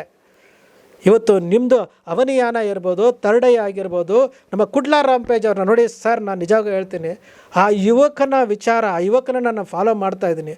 ಅವನು ಕೊಟ್ಟಂತಹ ಹಿಂಸೆ ಪವರ್ ಟಿ ವಿ ಅವರು ಹೇಳ್ತಾರೆ, ಅವ್ರು ನೋಡಿ ಹೆದರ್ಕೊಳ್ತಾರೆ. ಬೇರೆ ಸ್ಯಾಟಲೈಟ್ ಚಾನಲು ಅಜಯ್ ನೋಡಿ ಹೆದರ್ಕೊಳ್ತಾರೆ. ನೀವು ಅಜಯ್ ಅವ್ರನ್ನ ಇಂಟರ್ವ್ಯೂ ಮಾಡಿದಿರಿ ನೀವು. ನಮಗೆ ಜೆಲ್ಲಸಿ ಅಲ್ಲ ಸರ್, ಹೆಮ್ಮೆ ಆಗುತ್ತೆ. ಒಬ್ಬ ಅಜಯ್ ಇವತ್ತು ಎಲ್ಲರನ್ನೂ ಎದುರಿಸ್ತಾ ಇದ್ದಾನ ಅಂತೇಳಿ. ಅವನ ಮೇಲೆ ಮಾನನಷ್ಟ ಮೊಕದ್ದಮೆ ಕೇಸುಗಳಿದ್ದಾವೆ. ಒಂದು ಚಾನಲ್ ಹೋದರೆ ಇನ್ನೊಂದು ಚಾನಲ್ ಮಾಡಿದ್ದಾನೆ. ಅವನು ನಮಗೆ ಸ್ಫೂರ್ತಿ ಸರ್, ಕರೆಕ್ಟ್ ಅಲ್ವಾ ಸರ್? ಅವನು ನಮಗೆ ಸ್ಫೂರ್ತಿ. ಯಾವುದೇ ವಿಚಾರ ಆದರೆ ಧ್ವನಿ ಹೆಚ್ಚುತ್ತೀರಿ. ಥರ್ಡ್ ಐನವ್ರು ಧ್ವನಿ ಹೆಚ್ಚುತ್ತಾರೆ, ಸಂಚಾರಿ ಸ್ಟುಡಿಯೋ ಅವ್ರು ಧ್ವನಿ ಹೆಚ್ಚುತ್ತಾರೆ. ಸತ್ಯ ಉಳಿದಿದೆಯಲ್ಲ. ಯಾರು ಹೇಳಿದ್ದು ಸರ್ ಸಂವಿಧಾನವನ್ನು ಸಾಯಿಸ್ತೀನಿ ಅಂತ ಹೊರಟಂಥವ್ರಿಗೆ? ಸಂವಿಧಾನವನ್ನು ಸಾಯಿಸಲಿಕ್ಕೆ ಹೊರಟಿದ್ದಾರಲ್ಲ ಇವರು. ಅದಕ್ಕೆ ಇವತ್ತು ಸತ್ಯ ನಿಧಾನವಾಗಿ ನಮಗೆ ಸಿಗುತ್ತೆ ಸರ್. ಸತ್ಯಮೇವ ಜಯತೆ, ಸತ್ಯಮೇವ ಜಯತೆ, ಸತ್ಯಮೇವ ಜಯತೆ. ಒಂದಂತೂ ಸತ್ಯ, ಗಿರೀಶ್ ಮಟ್ಟಣ್ಣವ್ರಿಗೆ ಹೇಳ್ತೀನಿ, ಮಹೇಶ್ ಶೆಟ್ಟಿ ತಿಮ್ರೋಡಿಗೆ ಹೇಳ್ತೀನಿ, ಜಯಂತ್ ಅವ್ರಿಗೆ ಹೇಳ್ತೀನಿ, ಆ ಥರ ಪಡಬೇಡಿ. ವಿಭಿನ್ನ ಹೇಳಿಕೆಗಳನ್ನು ಕೊಡೋಕ್ಕೆ ಹೋಗಬೇಡಿ ದಯಮಾಡಿ. ನಾನು ಅಜಯ್ ಅವ್ರ ಹತ್ರನೂ ಮಾತಾಡಿದ್ದೀನಿ. ನಾನು ಪ್ರತಿಯೊಂದು ಅಪ್ಡೇಟು ಅಜಯ್ಗೆ ಫೋನ್ ಮಾಡ್ತೀನಿ. ಏನಾಗ್ತಾಯಿದೆ, ಇವ್ರು ಯಾಕೆ ಈ ಥರ ಸ್ಟೇಟ್ಮೆಂಟ್ ಕೊಡ್ತಾರೆ, ಅವ್ರು ಯಾಕೆ ಈ ಥರ ಸ್ಟೇಟ್ಮೆಂಟ್ ಕೊಡ್ತಾ ಇದ್ದಾರೆ. ಗಿರೀಶ್ ಮಟ್ಟಣ್ಣವ್ರಿಗೆ ಹೇಳಿದ್ದೀನಿ, ನೀವು SIT ಅರ್ಧ ಕೆಲಸ ಒಳ್ಳೆ ಕೆಲಸ ಮಾಡ್ತಾ ಇದ್ದಾರೆ ಅಂತಾರೆ. ಜಯಂತ್ ಅವ್ರು ಹೇಳ್ತಾರೆ SIT ಕೆಲಸ ಮಾಡ್ತಾ ಇಲ್ಲ ಅಂತ. ಮಹೇಶ್ ಶೆಟ್ಟಿ ತಿಮ್ರೋಡಿ ಹೇಳ್ತಾರೆ SIT ಕೆಲಸ ಮಾಡಲ್ಲ ಅಂತ. ಇದರಿಂದ ಏನಾಗುತ್ತೆ, ವಿರೋಧಿಗಳಿಗೆ ಆಹಾರ ಆಗ್ತೀವಿ ನಾವು. ಇದು ಸತ್ಯ. ನೀವು SIT ಅವರು ಏನೇ ರಿಪೋರ್ಟ್ ಕೊಡಲಿ ಸರ್, ನಾನು ಓದಿರೋದು PUC, ನಾನು ವಕೀಲ ಅಲ್ಲ ಸರ್. ನಾನು ಓದ್ತಿದ್ದೀನಿ ಸರ್. ಇನ್ ಪರ್ಸನ್ನಾಗಿ ವಾದ ಮಾಡ್ಲಿಕ್ಕೆ ನನಗೆ ಬರುತ್ತೆ ಸರ್. ನನಗಾಗಲೇ 2 ಕೇಸ್ ಇನ್ ಪರ್ಸನ್ನಾಗಿ ವಾದ ಮಾಡ್ತಾಯಿದ್ದೀನಿ. ನಾನು ತಿಳ್ಕೊಂಡಿದ್ದೀನಿ ಸರ್. ಇವತ್ತು ಬಾಲನ್ ಅಂತವರು, ಧನಂಜಯ್ ಅಂತವರು, ದ್ವಾರಕನಾಥ್ ಅಂತವರು, ಭಾಳಷ್ಟು ಜನ ಇದ್ದಾರೆ. ನೀವು SITಗೆ ಅವ್ರು ವರದಿ ಕೊಟ್ಟಿದ ತಕ್ಷಣ ಬಾಲನ್ ಬಿಟ್ಬಿಡ್ತಾರಾ ಸರ್? ಬಾಲನ್ ಜೊತೆ ನೀವು ಮಾಡಿದ್ರೆ ಬಾಲನ್ ಬಿಟ್ಬಿಡ್ತಾರಾ ಸರ್? ಅವರು ಕೊಂದವರು ಯಾರು ಅಂತೇಳಿ ಇವತ್ತು ಬೆಳ್ತಂಗಡಿನಲ್ಲಿ ನಾನು ಪ್ರೆಸ್ ಮೀಟ್ ಮಾಡಿದ್ರಲ್ಲ ಸರ್, ಫಾಲೋ ಮಾಡ್ತಾ ಇದ್ದಾರಲ್ವ? ಒಂದು ವಿಚಾರ ನಾನು ಸಿದ್ದರಾಮಯ್ಯನವ್ರಿಗೆ ಅಪ್ರಿಷಿಯೇಟ್ ಏನು ಮಾಡ್ತೀನಿ ಅಂತಂದರೆ, SIT ರಚನೆ ಮಾಡಿದ್ದು. ನಾಗಲಕ್ಷ್ಮಿ ಅವರು ಧೈರ್ಯವನ್ನು ಯಾಕೆ ಮಾಡ್ತೀನಿ ಅಂದರೆ, ನಾಗಲಕ್ಷ್ಮಿ ಅವರಿಗೆ ನಾನು ಅವತ್ತು ಅಭಿನಂದನೆ ಹೇಳಿದ್ದೀನಿ. ದೇವ್ರು ಬಂದಾಗ ಬಂದಿದ್ಯಮ್ಮ ನೀನು SIT ರಚನೆ ಮಾಡಿದ್ದಕ್ಕೆ, ನಿನ್ನ ದೇವ್ರು ಒಳ್ಳೇದು ಮಾಡ್ತಾನೆ ಅಂತ ಹೇಳಿದ್ದೀನಿ ನಾನು. ಅದೇ ನಾಗಲಕ್ಷ್ಮಿ ಅವರಿಗೆ ಇದೇ ಪಬ್ಲಿಕ್ ಟಿವಿಯ ರಂಗಣ್ಣ ಹೇಳ್ತಾರೆ, ಎಡಪಕ್ಷಗಳು ಅಂತಾರೆ. ಇವರೊಬ್ಬ ಪತ್ರಕರ್ತನ ಅಂತ ನನಗನ್ನಿಸ್ಲಿಲ್ಲ. ಒಬ್ಬ ಹಿರಿಯ ಪತ್ರಕರ್ತ. ಇದೇ ಅವರು ವಾರ್ಷಿಕೋತ್ಸವ ದಿವಸ ನಾನು ನಿವೃತ್ತಿ ಆಗ್ತಾ ಇದ್ದೇನೆ, ನಾನು ಉತ್ತರಾಧಿಕಾರಿ ನಾನು ಹುಡುಕ್ತಾ ಇದ್ದೀನಿ ಅಂತ ಹೇಳಿರುವಂಥ ವ್ಯಕ್ತಿ ಮಾರ್ಗದರ್ಶಿ ಆಗಬೇಕಾ? ಏನಾಗಬೇಕು ಸರ್? ಮಹಿಳಾ ಆಯೋಗದ ಅಧ್ಯಕ್ಷರ ನೀವು ಎಡಪಕ್ಷ ಅಂತಂತಂದರೆ ಹಾಗಾದ್ರೆ ಇವರು ಬಲಪಕ್ಷದವರ? ಪಬ್ಲಿಕ್ ಟಿವಿಯ ರಂಗಣ್ಣವರು ಬಲಪಕ್ಷದವರ? ನೀವು ಆಲ್ಮೋಸ್ಟ್ ಎಲ್ಲ ಬಲಪಕ್ಷದವ್ರು. ಯಾಕೆ ಬಲಪಂಥೀರು? ಯಾಕೆ ಅಂತಂದರೆ ಪಬ್ಲಿಕ್ ಟಿವಿ ಓನರ್ ಯಾರು? ಲಹರಿ ವೇಲು, ಮುನಿರತ್ನ, ಇವರೆಲ್ಲ ಪಾರ್ಟ್ನರು ಯಾರು? BJPಯವರು. ಸುವರ್ಣ ವಾಹಿನಿಯವರು ಯಾರು? ರಿಪಬ್ಲಿಕ್ ಕನ್ನಡದವ್ರು ಯಾರು? ಎಲ್ಲ ರಾಜೀವ್ ಚಂದ್ರಶೇಖರ್, BJPಯವರು. ಏನು ಮಾಡ್ತಾರೆ ಅವರು? ನಾನು ಕೇಳೋದೇನಂತಂದರೆ, ನಿಮ್ಮ ಥ್ರೆಡ್ ಬೇರೆ ಇನ್ವೆಸ್ಟಿಗೇಷನ್ ಏನಿದೆಯಲ್ಲ ರಿಪೋರ್ಟ್ ತೋರಿಸ್ರಿ. ನೀವು ಮಾಡಿದ್ದೀರಲ್ಲಪ್ಪ, ಆಳಕ್ಕೆ ಇಳ್ದಿದ್ದೀರಲ್ಲ, ಅವ್ನಿಗೇನೋ ಕಾಲೇ ಇತ್ತು ಎಲ್ಲ ಇತ್ತು ಅಂದ್ರಲ್ಲ, ರಿಪೋರ್ಟ್ ತೋರಿಸಿ. ವಸಂತ್ ಗಿಲಿಯಾರೋ ರಿಪೋರ್ಟ್ ತೋರಿಸಿ. ಸರ್, ನನಗೂ ಸ್ಟಾರ್ಟಿಂಗಲ್ಲಿ ಮಾಡಿದಾಗ ನನಗೆ ಎಷ್ಟು ಎದುರಿಸಿದ್ರು ಗೊತ್ತಾ? ನನಗೆ ಎಷ್ಟು ಅಮಿಷ ಹೊಡೆದ್ರು ಗೊತ್ತಾ? ಅವ್ರು ಅಮಿಷ ಹೊಡೆದಾಗ ನನಗೆ ಅನ್ನಿಸ್ತು ಸತ್ಯ ಇದರಲ್ಲಿ ಏನೋ ಅನ್ಯಾಯ ಆಗಿದೆ. ಎಷ್ಟು ಜನ 35 ಜನ ಮೇಲೆ ಕೇಸ್ ಹಾಕಿದ್ದು. 35 ಜನ ಮೇಲೆ 25 ಜನ ವಾಪಸ್ ತಗೊಂಡ್ರು. 25 ಹೆಸರು ವಾಪಸ್ ತಗೊಂಡ್ರು. ಯಾಕೆ ತಗೊಂಡ್ರು ಸರ್? ಮಹಾಕಾಲ ಅಂತೇಳಿ ಒಂದು ಯೂಟ್ಯೂಬ್ ಚಾನಲ್ಲು ಏನು ಒದ್ದೂರಿಯಾಗಿ ಮಾಡ್ತಿದ್ರು. ಅವ್ರು ಏನು ಮಾಡಿದ್ರು ಸರ್? ವಿಡಿಯೋ ಮಾಡಿ ಅವ್ರು ಎಲ್ಲಿದ್ರು? ಅವರೆಲ್ಲ ಗೊತ್ತು, ಅವರೆಲ್ಲ ನಮ್ಮ ಸ್ನೇಹಿತರೆ. ಅವರು ಎಲ್ಲಿದ್ದರು ಸರ್? ಅದೇ ರೀತಿ ನಮಗೂ ಬಂದಿತ್ತು ಸರ್ ಆಫರು. ನಾವು ಬಡತನದಲ್ಲಿದ್ದರೂ ಸಹ ಸತ್ಯವನ್ನು ಗೆಲ್ಲಿಸ್ಬೇಕು ಅಂತ ಹೋಗುವಂಥವ್ರು. ನಾನಿವತ್ತು ಬಂದು ಯಾಕೆ ರಿಪೋರ್ಟ್ ತೊಗೊಂಡೆ? ಸತ್ಯ ಗೆಲ್ಲಬೇಕು. ಕೊನೆಯ ಹಂತ ಇರೋವರೆಗೂ ನಾವು ಸತ್ಯದ ಪರವಾಗಿ ಹೋರಾಟ ಮಾಡ್ತೀವಿ. ಸೌಜನ್ಯದಿಂದ ಏನಾಗಿದೆ ಗೊತ್ತಾ ಸರ್? ನಾನು ನಿಜವಾಗೂ ಸೌಜನ್ಯಗೆ ಹ್ಯಾಟ್ಸ್ ಆಫ್ ಹೇಳ್ತೀನಿ. ಯಾಕೆಂದರೆ ನನಗೆ ಕೋರ್ಟ್ ಅಂದರೆ ಗೊತ್ತಿರಲಿಲ್ಲ. ಆ ಕೇಸ್ನಿಂದ ಇವತ್ತು ನಾನೇ 2 ಕೇಸ್ ನಾನೇ ವಾದ ಮಾಡ್ತಾಯಿದ್ದೀನಿ. ಯಾಕಂದರೆ ಬಹಳ ವಿಚಾರಗಳು ನಾವು ಡೀಪಾಗಿ ಹೋದಾಗ ಭಾಳಷ್ಟು ವಿಚಾರಗಳು ತಿಳ್ಕೊಳ್ಬೋದು. ನಾನು ಯೂಟ್ಯೂಬರ್ಸ್ಗೆ ಹೇಳೋದು ಒಂದೇ ವಿಚಾರ ಸರ್, ನಮಗೆ ದೇವರು ಸ್ಯಾಟಲೈಟ್ ಚಾನಲ್ ಬಿಟ್ಬಿಡಿ, ದೇವರು ಊಟಕ್ಕೆ ಎಲ್ಲ ಒಂದು ಕಡೆ ಕೊಟ್ಟಿರ್ತಾನೆ ಸರ್, ಬಟ್ಟೆ ಕೊಟ್ಟಿರ್ತಾನೆ. ಕೊನೆಯ ಪಕ್ಷ ಸತ್ಯ ಉಳಿಸೋದಕ್ಕೆ ನಮ್ಮಿಂದ ಆಗದಂಥ ನಾವು ದನಿ ಎತ್ತೋಣ ಅನ್ನೋ ಒಂದೇ ಒಂದು ವಿಚಾರಕ್ಕೆ ನಾನು ಪ್ರತಿನಿತ್ಯವೂ ಅದನ್ನೇ ಹೇಳ್ತಾ ಇರ್ತೀನಿ. ಯಾಕಂದ್ರೆ ನಾನು ಈಗ ಫುಲ್ ಟೈಮಲ್ಲಿ ನಾನು ಇಳಿಬೇಕು ಅಂತ ಯೋಚನೆ ಮಾಡ್ತಾಯಿದ್ದೀನಿ. ಇನ್ನೊಂದು ವರ್ಷ ಫುಲ್ ಟೈಮ್ ನಾನು ಇಳಿಬೇಕು ಅಂತ ಯೋಚನೆ ಮಾಡ್ತಾಯಿದ್ದೀನಿ. ಈಗ ನನ್ನದೇ ಆದಂತಹ ಉದ್ಯೋಗಗಳೆಲ್ಲ ಇದ್ದಾವೆ. ಯಾಕೆ ಅಂದರೆ ಯಾಕೆ ಇಳಿತಾ ಇದ್ದೀವಿ ಅಂತಂದರೆ, ಭಾಳಷ್ಟು ಜನದ ಹತ್ರ ಮಾತಾಡ್ತೀವಿ, ಪಬ್ಲಿಕ್ ಟಿ ವಿ ಸರಿ ಇಲ್ಲ, ಸುವರ್ಣ ಸರಿ ಇಲ್ಲ, ಅವ್ರು ಸರಿ ಇಲ್ಲ, ಇವ್ರು ಸರಿ ಇಲ್ಲ ಅಂತ ಹೇಳ್ತೀರಿ. ಅವರು ಸರಿ ಇಲ್ದಿರೋದನ್ನು ನಾವು ಈ ಥರ ಮಾಡಿ ಅಂತ ಸರಿ ಮಾಡೋದಕ್ಕಾದ್ರೆ ನಾವು ಆ ಕಡೆ ಇಳಿಬೇಕಲ್ಲ. ಸಣ್ಣದೇ ಯೂಟ್ಯೂಬೇ 10,000 ಸಬ್ಸ್ಕ್ರಿಪ್ಷನ್ ಇರಲಿ, ಸತ್ಯ ಅಲ್ವಾ, ಹೇಳ್ಬೇಕಲ್ಲ. ಆ ಕೆಲಸ ನಿಮ್ಮಂಥವ್ರು ನಮ್ಮಂಥವ್ರು ಎಲ್ಲ ಸೇರ್ ಮಾಡಿದಾಗ ಅವ್ರಿಗೆ ಈಗ ಆಲ್ರೆಡಿ ಎಲ್ಲ ಯೂಟ್ಯೂಬ್ ಎಲ್ಲ ಸ್ಯಾಟಲೈಟ್ ಚಾನಲ್ಗಳು TRP ಕಳ್ಕೊಂಡಿದೆ. ನೀವು ಚಾನಲಲ್ಲಿದ್ದಂಥವ್ರು ವಿಜಯಲಕ್ಷ್ಮಿಯವ್ರು ಹೇಳಿದ್ರಲ್ಲ, ಶಿಬಿರ ವಿಜಯ್ ಟೈಮ್ಸ್ ಅವರು TRP 100 200 ಇತ್ತು, ಇವತ್ತು 10-15ಗೆ ಬಂದಿದೆ ಅಂತ ಹೇಳ್ಬಿಟ್ಟು. ಹೌದಾ, ಸತ್ಯ ಅಲ್ವಾ? ಯಾರು ನಂಬ್ತಾರೆ ಸರ್? ನಾನು ಈ ವಿಚಾರವನ್ನು ಯಾಕೆ ಇನ್ನೂ ಒಂದು ಹೇಳ್ತೀನಿ ಕೇಳಿ. ಇವತ್ತು ಚಿನ್ನಯ್ಯನ ನೆನ್ನೆ ಜಾಮೀನು ಮೇಲೆ ಬಿಡುಗಡೆ ಆಗಿದೆ. ಈಗ ಜಾಮೀನು ಮೇಲೆ ಬಿಡುಗಡೆ ಆದಾಗ ಚಿನ್ನಯ್ಯ ಯಾವ ರೀತಿ ರಿಯಾಕ್ಟ್ ಮಾಡ್ತಾನೆ, ಅವನು ಸತ್ಯ ಹೇಳಲೇಬೇಕು, ಸುಳ್ಳು ಹೇಳೋಕ್ಕೆ ಬರೋದಿಲ್ಲ. 164 ಸ್ಟೇಟ್ಮೆಂಟು, ಇನ್ನೊಂದು ಸ್ಟೇಟ್ಮೆಂಟು ಎಲ್ಲ ಹೊರಗಡೆ ಬರುತ್ತಲ್ಲ. ಇವತ್ತು ಅವ್ರು ಕೊಟ್ಟಿರುವಂತಹ ಇದ್ರ ಪ್ರಕಾರ ಯಾವ ಚಾನಲ್ಗೂ ಉತ್ತರ ಅಂದರೆ ಸಂದರ್ಶನ ಕೊಡಬಾರ್ದು. ಅದು ದೇವರಿಗೆ, ಮಂಜುನಾಥ ಸ್ವಾಮಿಗೆ ಥ್ಯಾಂಕ್ಸ್ ಹೇಳ್ತೀನಿ. ಯಾಕೆ ಹೇಳಿ, ಮಂಜುನಾಥ ಸ್ವಾಮಿಗೆ ನಾನು ಥ್ಯಾಂಕ್ಸ್ ಹೇಳ್ತೀನಿ. ಒಂದು ವೇಳೆ ಏನಾದರೂ ಚಿನ್ನಯ್ಯ ಮಾತನಾಡೋದ್ರ ಆಗಿದ್ದಿದ್ರೆ ಸ್ಯಾಟಲೈಟ್ ಚಾನಲ್ ಅವನು ಸಾಯಿಸಾಕ್ಬಿಡೋರು. ಹೌದಾ, ಅದನ್ನು ಜಡ್ಜಿಗೆ ಮಂಜುನಾಥ ಸ್ವಾಮಿಗೆ ನಾನು ಥ್ಯಾಂಕ್ಸ್ ಹೇಳಿದೆ ಬೆಳಗ್ಗೆ, ಒಳ್ಳೆ ಕೆಲಸ ಮಾಡಿದ್ರು ಅಂತ ಹೇಳ್ಬಿಟ್ಟು. ಚಿನ್ನಯ್ಯ ಇವತ್ತು ಸತ್ಯನೇ ಹೇಳಬೇಕು. ಹುದುಗಿ ಹಾಕಿರುವಂತಹ ಆ 3 ಅಸ್ಥಿ ಪಂಜರಗಳು ಯಾರ್ದು ಅಂತ ಗೊತ್ತಾಗಬೇಕು. ಬಂಗ್ಲೆಗೂಡದಲ್ಲಿರುವಂಥ 5 ಅಸ್ಥಿ ಪಂಜರಗಳು ಯಾವುದು ಅಂತ ಗೊತ್ತಾಗಬೇಕು. ಈಗ ಕೊಟ್ಟಿರುವಂಥ 30 ದೂರುಗಳಲ್ಲಿ ಒಂದೇ ಒಂದು FIR ಆಗಿರೋದು, ಬಾಕಿ 29 FIR ಆಗಿಲ್ಲ. ಯಾಕೆ FIR ಆಗಿಲ್ಲ ಅಂತ ಪ್ರಶ್ನೆ ಮಾಡಬೇಕು. ಪ್ರಶ್ನೆ ಮಾಡೋದಕ್ಕೆ ಸಂವಿಧಾನ ನಮ್ಗೆ ಹಕ್ಕು ಕೊಟ್ಟಿದೆ. ಅದು ಯಾರೋ ಮಾಡಬೇಕಾಗಿಲ್ಲ ಸರ್, ಯಾರು ಬೇಕಾದರೂ ಮಾಡ್ಬೋದು. ಕುಸುಮಾವತಿಯವರೇ ಮಾಡಬೇಕಾಗಿಲ್ಲ. ಇವತ್ತು ಒಂದು ಕುಸುಮಾವತಿಯವ್ರ ಬಗ್ಗೆ ನಾನು ವಿಚಾರ ಹೇಳಬೇಕಾಗುತ್ತೆ. ಒಬ್ಬ ಜವಾಬ್ದಾರಿಯುತವಾದಂತಹ ಕಿರಿಕೀರ್ತಿ, ಸಮಯ ನ್ಯೂಸಿಂದ ನಾನು ನೋಡ್ತಾ ಇದ್ದೀನಿ ಸರ್, 13 ವರ್ಷದಿಂದ ನಾನು ನೋಡ್ತಾ ಇದ್ದೀನಿ. ಕೀರ್ತಿ ಶಂಕರ ಘಟ್ಟ ಆ ವಿಚಾರದ ನೋಡ್ತಾ ಇದ್ದೀನಿ. ಆ ವ್ಯಕ್ತಿ ಮೊನ್ನೆ ಒಂದು ಚಾನಲಲ್ಲಿ ಹೇಳ್ತಾನೆ, ಕುಸುಮಾವತಿಯವರು ಇಷ್ಟು ದೊಡ್ಡ ಮನೆ ಕಟ್ಟಿದ್ರು, ಹೆಂಗೆ ಬಂತು ಹಣ ನನಗೆ ಗೊತ್ತಿಲ್ಲ ಅಂತ ಹೇಳ್ತಾರಲ್ಲ. ಕಿರಿಕೀರ್ತಿಗೆ ನಾನು ಹೇಳಿದ್ದೀನಿ, ಫಸ್ಟ್ ನಿನ್ನದನ್ನು ಸರಿ ಮಾಡ್ಕೊಳ್ಳಪ್ಪ. ನೀನು ಪ್ರೀತಿಸಿ ಮದುವೆ ಆದಂತಹ ಹೆಂಡತಿ ನಿಮಗೆ ಡೈವರ್ಸ್ ಕೊಡ್ತಾರೆ, ಯಾಕೆ ಕೊಟ್ಟರು? ಗೊಳೋ ಅಂತ ಅಳ್ತೀಯ ವಿಡಿಯೋ ಮಾಡಿಬಿಟ್ಟು, ನನ್ನ ಕಷ್ಟ ಹೀಗಾಯಿತು ಅಂತ ಹೇಳ್ತೀಯ. ನಿನ್ನ ತಂಗಿ ಬಂದು ಅಲ್ಲಿ ಲಾಯರ್ ಜಗದೀಶ್ ಹತ್ರ ಬಂದು ಪೈಟ್ ಕೊಡ್ತಾರೆ. ಫಸ್ಟ್ ನಿನ್ನ ಕುಟುಂಬವನ್ನು ನೀನು ಸರಿ ಮಾಡ್ಕೊ. ಕುಸುಮಾವತಿಯವ್ರು ಮನೆ ಕಟ್ಟಬಾರ್ದಾ? ಕುಸುಮಾವತಿಯವರು ಇದು ವ್ಯವಸಾಯ ಮಾಡ್ತಾಯಿಲ್ವ ಅವರು? ನಿನಗೆ ಯಾಕೆ ಬೇಕು? ನೀನು ಜಡ್ಜ್ಮೆಂಟ್ ಕಾಪಿ ಇಟ್ಕೊಂಡು ಒಂದು ದಿವಸ ನಿಮ್ಮ ಚಾನಲಲ್ಲಿ ಕೂತ್ಕೊಂಡು ನೀನು ಮಾತಾಡಿದವನು ನೆಕ್ಸ್ಟ್ ಆ ಟಾಪಿಕ್ಕೇ ಬಿಟ್ಬಿಡ್ತೀಯ ನೀನು. ಇವತ್ತು ನೆನ್ನೆ ಯಾವುದೋ ಒಂದು ಸ್ಟೇಟ್ಮೆಂಟ್ ಕೊಟ್ಟಿದ್ದಾರೆ, ದೇವ್ರು ನಡೆಸ್ದಂಗೆ ಆಗುತ್ತೆ ಅಂತೇಳಿ. ನಾನು ಸಿನಿಮಾ ಮಾಡ್ತೀನಿ ಅಂತಾರೆ. ಒಂದು ಕ್ಲಾರಿಟಿ ಇಲ್ಲ. ಒಬ್ಬ ಪತ್ರಕರ್ತರು, ನೀವು ರಾಕೇಶ್ ಆರುಂಡಿ, ನೀವು ಪತ್ರಕರ್ತರು, ಹೌದಾ ಸರ್? ಹೆಮ್ಮೆಯಿಂದ ಹೇಳ್ಕೊಳ್ತೀರಾ ನೀವು? ಇದೇ ಫ್ರೀಡಮ್ ಪಾರ್ಕಲ್ಲಿ ನಿಂತ್ಕೊಂಡು ಇದೇ ಕೀರ್ತಿ ಕೇಸರಿ ಟವಲ್ ಹಾಕ್ಕೊಂಡು ವಿಶ್ವವಾಣಿ ಪತ್ರಿಕೆಗೆ ಒಂದು ಬೈಟ್ ಕೊಡ್ತಾರಲ್ಲ, ಪತ್ರಿಕೋದ್ಯಮಕ್ಕೆ ಅವಮಾನ ಮಾಡ್ತಾ ಇರೋದಲ್ವಾ ಸರ್ ಅದು? ಪತ್ರಕರ್ತ ಕೇಸರಿ ಹಾಕ್ಕೊಂಡು ನೀವು ಬೈಟ್ ಕೊಡ್ತೀರಾ ಅಂತಂದರೆ ಇಡೀ ಪತ್ರಿಕೋದ್ಯಮಕ್ಕೆ ಅವಮಾನ ಮಾಡ್ತಾ ಇರೋದಲ್ವ ಇವತ್ತು? ಅದೇ ಸ್ಟೇಜ್ ಮೇಲೆ ಚಕ್ರವರ್ತಿ ಸೂಲಿ ಮೇಲೆ ಮಾತಾಡ್ತಾರೆ, ಮುಲ್ಲಾಗಳಿಗೆ ಹೊಡೀರಿ ಅಂತ ಹೇಳ್ತಾರೆ. ಅದೇ ಇದ್ರ ಮೇಲೆ ವಸಂತ್ ಗಿಳಿಯಾರ್ ಮಾತಾಡ್ತಾರೆ. ಚಕ್ರವರ್ತಿ ಸೂಲಿ ಮೇಲೆ ಏನಂತ ಪರಿಚಯ ಮಾಡ್ಕೊಳ್ತಾರೆ ಸರ್? ನಾನೊಬ್ಬ ಪತ್ರಕರ್ತ ಅಂತೇಳಿ, ಅಂಕಣಕಾರ ಅಂತೇಳಿ. ವಸಂತ್ ಗಿಳಿಯಾರ್ ನಾನು ಪತ್ರಕರ್ತ ಅಂತೇಳಿ, ಕಿರಿಕೀರ್ತಿ ನಾನು ಪತ್ರಕರ್ತ ಅಂತೇಳಿ, ರಾಕೇಶ್ ಶೆಟ್ಟಿ ನಾನು ಪತ್ರಕರ್ತ ಅಂತೇಳಿ, ಅಜಿತ್ ಹನ್ಮಕ್ಕನವ್ರು ಪತ್ರಕರ್ತ ಅಂತೇಳಿ. ಇವರಿಷ್ಟು ಜನ ಏನು ಮಾಡ್ತಾಯಿದ್ದಾರೆ?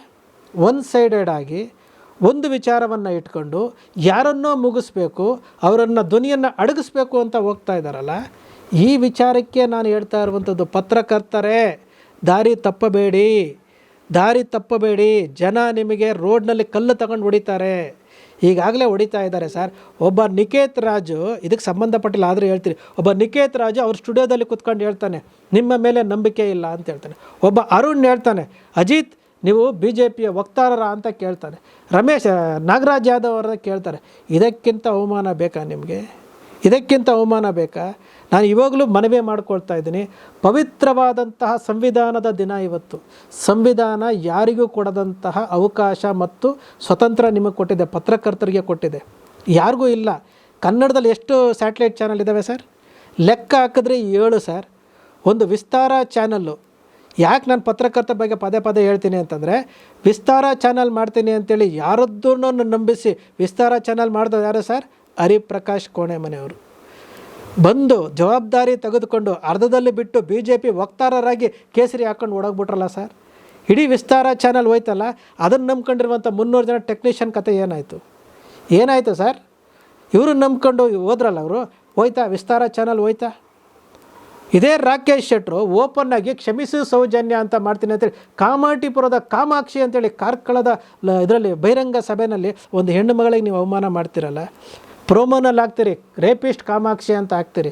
ಕಾಮಾಕ್ಷಿ ಅಂದರೆ ದೇವ್ರ ರೇಪಿಸ್ಟ್ ಅಂತ ಹೇಳಿದ್ರೆ, ಹೆಣ್ಮಕ್ಳು ರೇಪಿಸ್ಟ್ ಅಂತ ಹೇಳಿದ್ರೆ ಯಾರಿಗೆ ಹೇಳ್ತಾ ಇದ್ದೀರಿ ನೀವು? ಯಾರಿಗೆ ಹೇಳ್ತಾ ಇದ್ದೀರಿ? ಪವರ್ ಟಿ ವಿಯವರು ರಾಕೇಶ್ ಶೆಟ್ಟರಿಗೆ ಅದನ್ನೇ ಹೇಳ್ತಾ ಇರುವಂಥದ್ದು, ಪವಿತ್ರವಾದಂತಹ ಪತ್ರಿಕೋದ್ಯಮವನ್ನು ಸದ್ಬಳಕೆ ಮಾಡ್ಕೊಳ್ಳಿ, ನಿಮಗೆ ಕೊಟ್ಟಿರುವಂತಹ ಸ್ವತಂತ್ರವನ್ನು ಸದ್ಬಳಕೆ ಮಾಡ್ಕೊಳ್ಳಿ. ಅದನ್ನು ಈ ರೀತಿಯಾಗಿ ಒನ್ ಸೈಡೆಡ್ ಆಗಿ ಮಾಡಿಕೊಂಡು ಯಾರನ್ನು ಮೆಚ್ಚಿಸ್ಲಿಕ್ಕೆ ಹೋಗಬೇಡಿ. ಪಬ್ಲಿಕ್ ಟಿ ವಿಯ ರಂಗಣ್ಣನಿಗೂ ಅದನ್ನೇ ಹೇಳ್ತಾ ಇರುವಂಥದ್ದು. ಪದೇ ಪದೇ ಹೇಳ್ತಾರೆ, ಅವನ್ಯಾರೋ ಬುರ್ಡೆ ಬಂದ, ಅವನ್ಯಾರೋ ಮಾಡ್ದ. ಅಲ್ಲ ರಂಗಣ್ಣ, ನೀವು ಇನ್ವೆಸ್ಟಿಗೇಷನ್ ಮಾಡಿ. ನೀವು ಕ್ರೈಮ್ ರಿಪೋರ್ಟ್ರ್ ತಾನೆ, ಬೇಸಿಕಲಿ ನೀವು ಕ್ರೈಮ್ ರಿಪೋರ್ಟ್ರ್ ತಾನೆ. ನೀವು ಇನ್ವೆಸ್ಟಿಗೇಷನ್ ಮಾಡಿ ಕೊಡಿ ರಿಪೋರ್ಟು. ಯಾತಕ್ಕೋಸ್ಕರವಾಗಿ ಮಾಡೋದಿಲ್ಲ?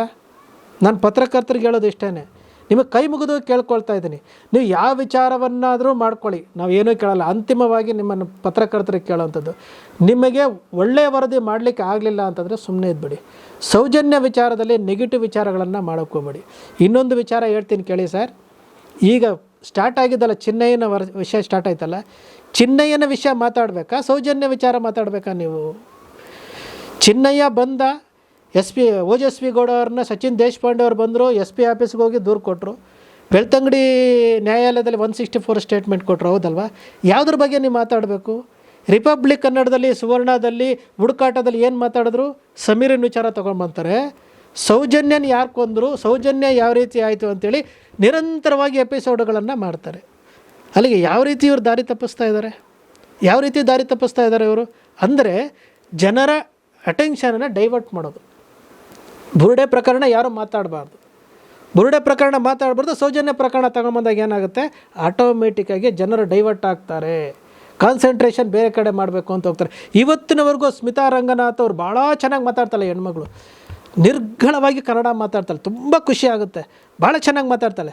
ಆದರೆ ಆ ಮಾತುಗಳು ಒಂದು ಹೆಣ್ಣಿಗೆ ಅನ್ಯಾಯ ಆಗಿದೆ, ಯಮುನಾಗೆ ಅನ್ಯಾಯ ಆಗಿದೆ, ವೇದವಲ್ಲಿಗೆ ಅನ್ಯಾಯ ಆಗಿದೆ, ಪದ್ಮಲತಾಗೆ ಅನ್ಯಾಯ ಆಗಿದೆ.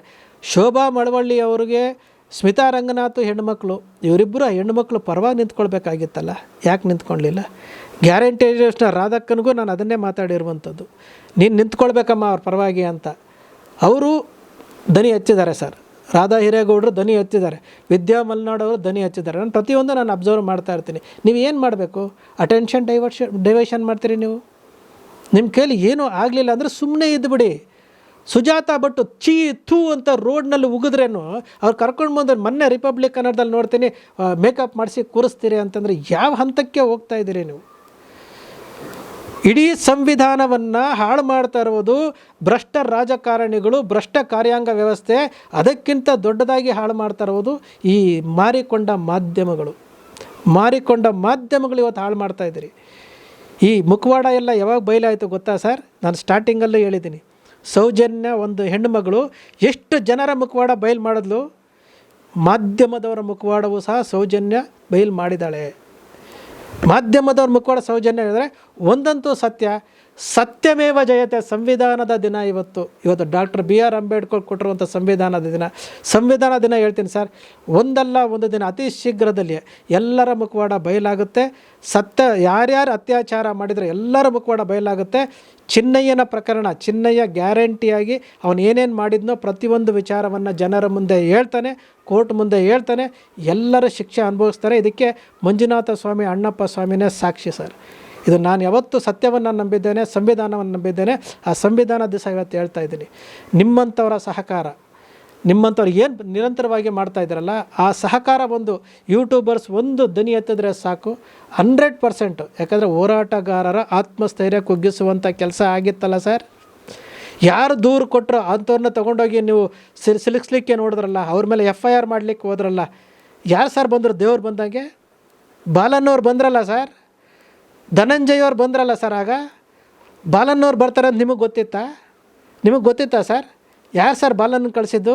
ನಾನು ಹೇಳ್ತೀನಿ ಸರ್, ಮಂಜುನಾಥ ಸ್ವಾಮಿ ಕಳಿಸಿರೋದು, ಸೌಜನ್ಯ ಕಳಿಸಿರೋದು ಅಂತ ಹೇಳ್ತೀನಿ. ಇವಾಗ 330 ಜನ ಯೂಟ್ಯೂಬರ್ಸ್ ಮೇಲೆ ನೀವು ಗ್ಯಾಗ್ ಆರ್ಡರ್ ತಂದಿದ್ದೀರಲ್ಲ, ನೀವು 330 ಜನಕ್ಕೆ ಮಾನಸಿಕವಾಗಿ ಹಿಂಸೆ ಸರ್. 330 ಇದರಲ್ಲಿ ನನಗೊಂದು ನೋಟಿಸ್ ಕಳಿಸಿದ್ದಾರೆ, ಇಮೇಲ್ ಕಳಿಸಿದ್ದಾರೆ. 2,000 ರೂಪಾಯಿ ಚಿಪ್ಪು ರಂಗಣ್ಣ ಎಲ್ಲೋಯ್ತಣ್ಣ ಚಿಪ್ಪು ಅಂತದನ್ನು ಅದನ್ನು ಲಿಂಕ್ ಕ್ಲಿಕ್ ಮಾಡಿ ಹಾಕ್ತಾರೆ ಅಂತಂದರೆ ರಂಗಣ್ಣನ ಚಿಪ್ಪುಗೂ ಸೌಜನ್ಯ ಕೇಸ್ಗೂ ಏನು ಸಂಬಂಧ ಐತೆ? ನಾನು ಪ್ರಶ್ನೆ ಮಾಡಬೇಕಲ್ಲ ಕೋರ್ಟಲ್ಲಿ. ಅಂದರೆ ಇವ್ರು ಏನು ಮಾತಾಡ್ತಾರೆ ಅವರು ಮಾನಸಿಕವಾಗಿ ಕುಗ್ಗಿಸುವಂತಹ ಕೆಲಸ. ನಾನು ಅದಕ್ಕೆ ಸರ್ ಹೇಳ್ತಾ ಇರುವಂಥದ್ದು, ಸತ್ಯ ಗೆಲ್ಲುತ್ತೆ. ನಾನು ಯಾಕೆ ಇವತ್ತು ನಿಮ್ಮ ಹತ್ರ ಬಂದೆ ಅಂತಂದರೆ, ಇವತ್ತು ಆರ್ಡ್ರ್ ತೊಗೊಂಡು ಬಂದಿದ್ದೀನಿ. ನಾನು ಹೈಕೋರ್ಟ್ ಆರ್ಡ್ರನ್ನ ನಾನು ತೊಗೊಂಡು ಬಂದಿದ್ದೀನಿ. ಇವತ್ತು ನಾನು ಚಾಲೆಂಜ್ ಮಾಡ್ತೀನಿ. ಇನ್ನೊಂದು ವಾರದಲ್ಲಿ ನಾನು ಅವ್ರಿಗೆ ಚಾಲೆಂಜ್ ಮಾಡ್ತೀನಿ. ಯಾಕಂದರೆ ಸತ್ಯ ಗೆಲ್ಲಬೇಕು, ಸೌಜನ್ಯಗೆ ನ್ಯಾಯ ಸಿಗಬೇಕು. ಈ ಕಾರಣಕ್ಕೋಸ್ಕರವಾಗಿ ಪ್ರತಿಯೊಂದು ವಿಚಾರಗಳನ್ನು ಅಬ್ಸರ್ವ್ ಮಾಡಿಕೊಂಡು, ಪ್ರತಿಯೊಂದು ನೋಟ್ ಮಾಡಿಕೊಂಡು, ಯಾಕಂದರೆ ನಾವು ಸೃಷ್ಟಿ ಮಾಡೋದಿಲ್ಲ, ನಾವು ಕಲ್ಪನೆ ಮಾಡೋದಿಲ್ಲ. ನನ್ನ ಅಕ್ಷರ ಮೀಡಿಯಾ ಭಾಳ ಸಣ್ಣದು ಸರ್. ನನ್ನ ಉದ್ಯೋಗಗಳ ಜೊತೆಯಲ್ಲಿ ಸತ್ಯಕ್ಕೋಸ್ಕರವಾಗಿ ದನಿ ಎತ್ತಬೇಕು ಅಂತ ಎತ್ತುತ್ತಾ ಇರುವಂಥದ್ದು. ಖಂಡಿತವಾಗಲೂ ಅವನಿಯಾನ ಇರ್ಬೋದು, ಥರ್ಡ್ ಐ ಆಗಿರ್ಬೋದು, ಮತ್ತು ಅಜಯ್ ಇರ್ಬೋದು, ಕುಡ್ಲಾರ್ ರಾಂಪೇಜು, ಭಾಳಷ್ಟು ಯೂಟ್ಯೂಬ್ ಚಾನಲ್ಗಳು ಪ್ರಾಮಾಣಿಕವಾಗಿ ಕೆಲಸ ಮಾಡ್ತಾಯಿದ್ರಿ. ನಿಮಗೆಲ್ಲ ಕೈ ಮುಗಿದು ಕೇಳ್ಕೊಳ್ತೀರಿ, ದಯಮಾಡಿ ಈ ಹೋರಾಟ ಇರೋವರೆಗೂ ನೀವೆಲ್ಲರೂ ದನಿ ಎತ್ತಿರಿ.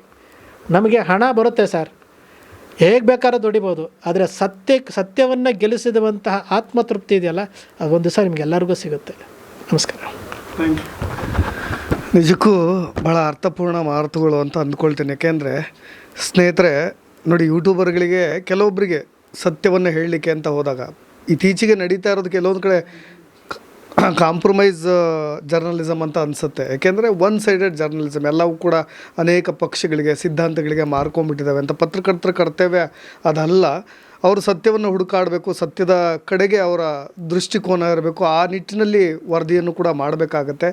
ಎಲ್ಲೋ ಒಂದು ಕಡೆ ಹೊಸದಾಗಿ ನಾವು ಕೂಡ ಬರ್ತೀವಿ, ಸತ್ಯವನ್ನು ಗೆಲ್ಲಿಸ್ತೀವಿ ಅಂತ ಬರ್ತಾ ಇರೋರಿಗೆ ಇವರಿಗಾದಂಥ ಈ ಅನ್ಯಾಯ, ಮೋಸ, ಅವ್ರನ್ನ ಕಟ್ಟು ಹಾಕೋದು, ಅವ್ರನ್ನ ಕುಗ್ಸೋದು, ಅವ್ರ ಚಾನಲ್ನೇ ಬಂದ್ ಮಾಡಿಸೋದು ಮಾಡಿದಾಗ ಈ ಥರದ ಘಟನೆಗಳು ನೋಡಿ ಅವರು ಕೂಡ ಹಿಂದೆ ಸರಿದು ಬಿಡ್ಬೋದು, ಅಥವಾ ಬೇಡಪ್ಪ ನಮಗೆ ದೊಡ್ಡವ್ರ ಸವಸ ಯಾಕೆ ಅಂತ ಹಿಂದೆ ಸರ್ಕೊಂಬಿಡ್ಬೋದು. ಆದರೆ ಈ ಥರ ಏಕಾಂಗಿಯಾಗಿ ನಿಂತು ಹೋರಾಡಿ ಅದರ ಮುಖಾಂತರವಾಗಿ ಕಾನೂನಾತ್ಮಕವಾದಂಥ ಈ ಸಂವಿಧಾನ ಕೊಟ್ಟಂಥ ಹಕ್ಕುಗಳ ಮುಖಾಂತರವಾಗಿ ನ್ಯಾಯವನ್ನು ಕಂಡುಕೊಂಡಾಗ ಮಾತ್ರ ಸತ್ಯ ಗೆಲ್ಲುತ್ತೆ. ಯಾವತ್ತೂ ಕೂಡ ಆ ನಿಟ್ಟಿನಲ್ಲಿ ನಾವೆಲ್ಲರೂ ಕೂಡ ಸಾಗೋಣ ಅನ್ನೋದೇ ಅವರ ವಾದ ಅಂತ ಹೇಳ್ತಾ, ಇನ್ನಷ್ಟು ಅಪ್ಡೇಟ್ಸ್ಗಳೊಂದಿಗೆ ಮತ್ತೆ ಬರ್ತೀನಿ. ನಾನು ರಾಕೇಶ್ ಆರುಂಡಿ. ಧನ್ಯವಾದ.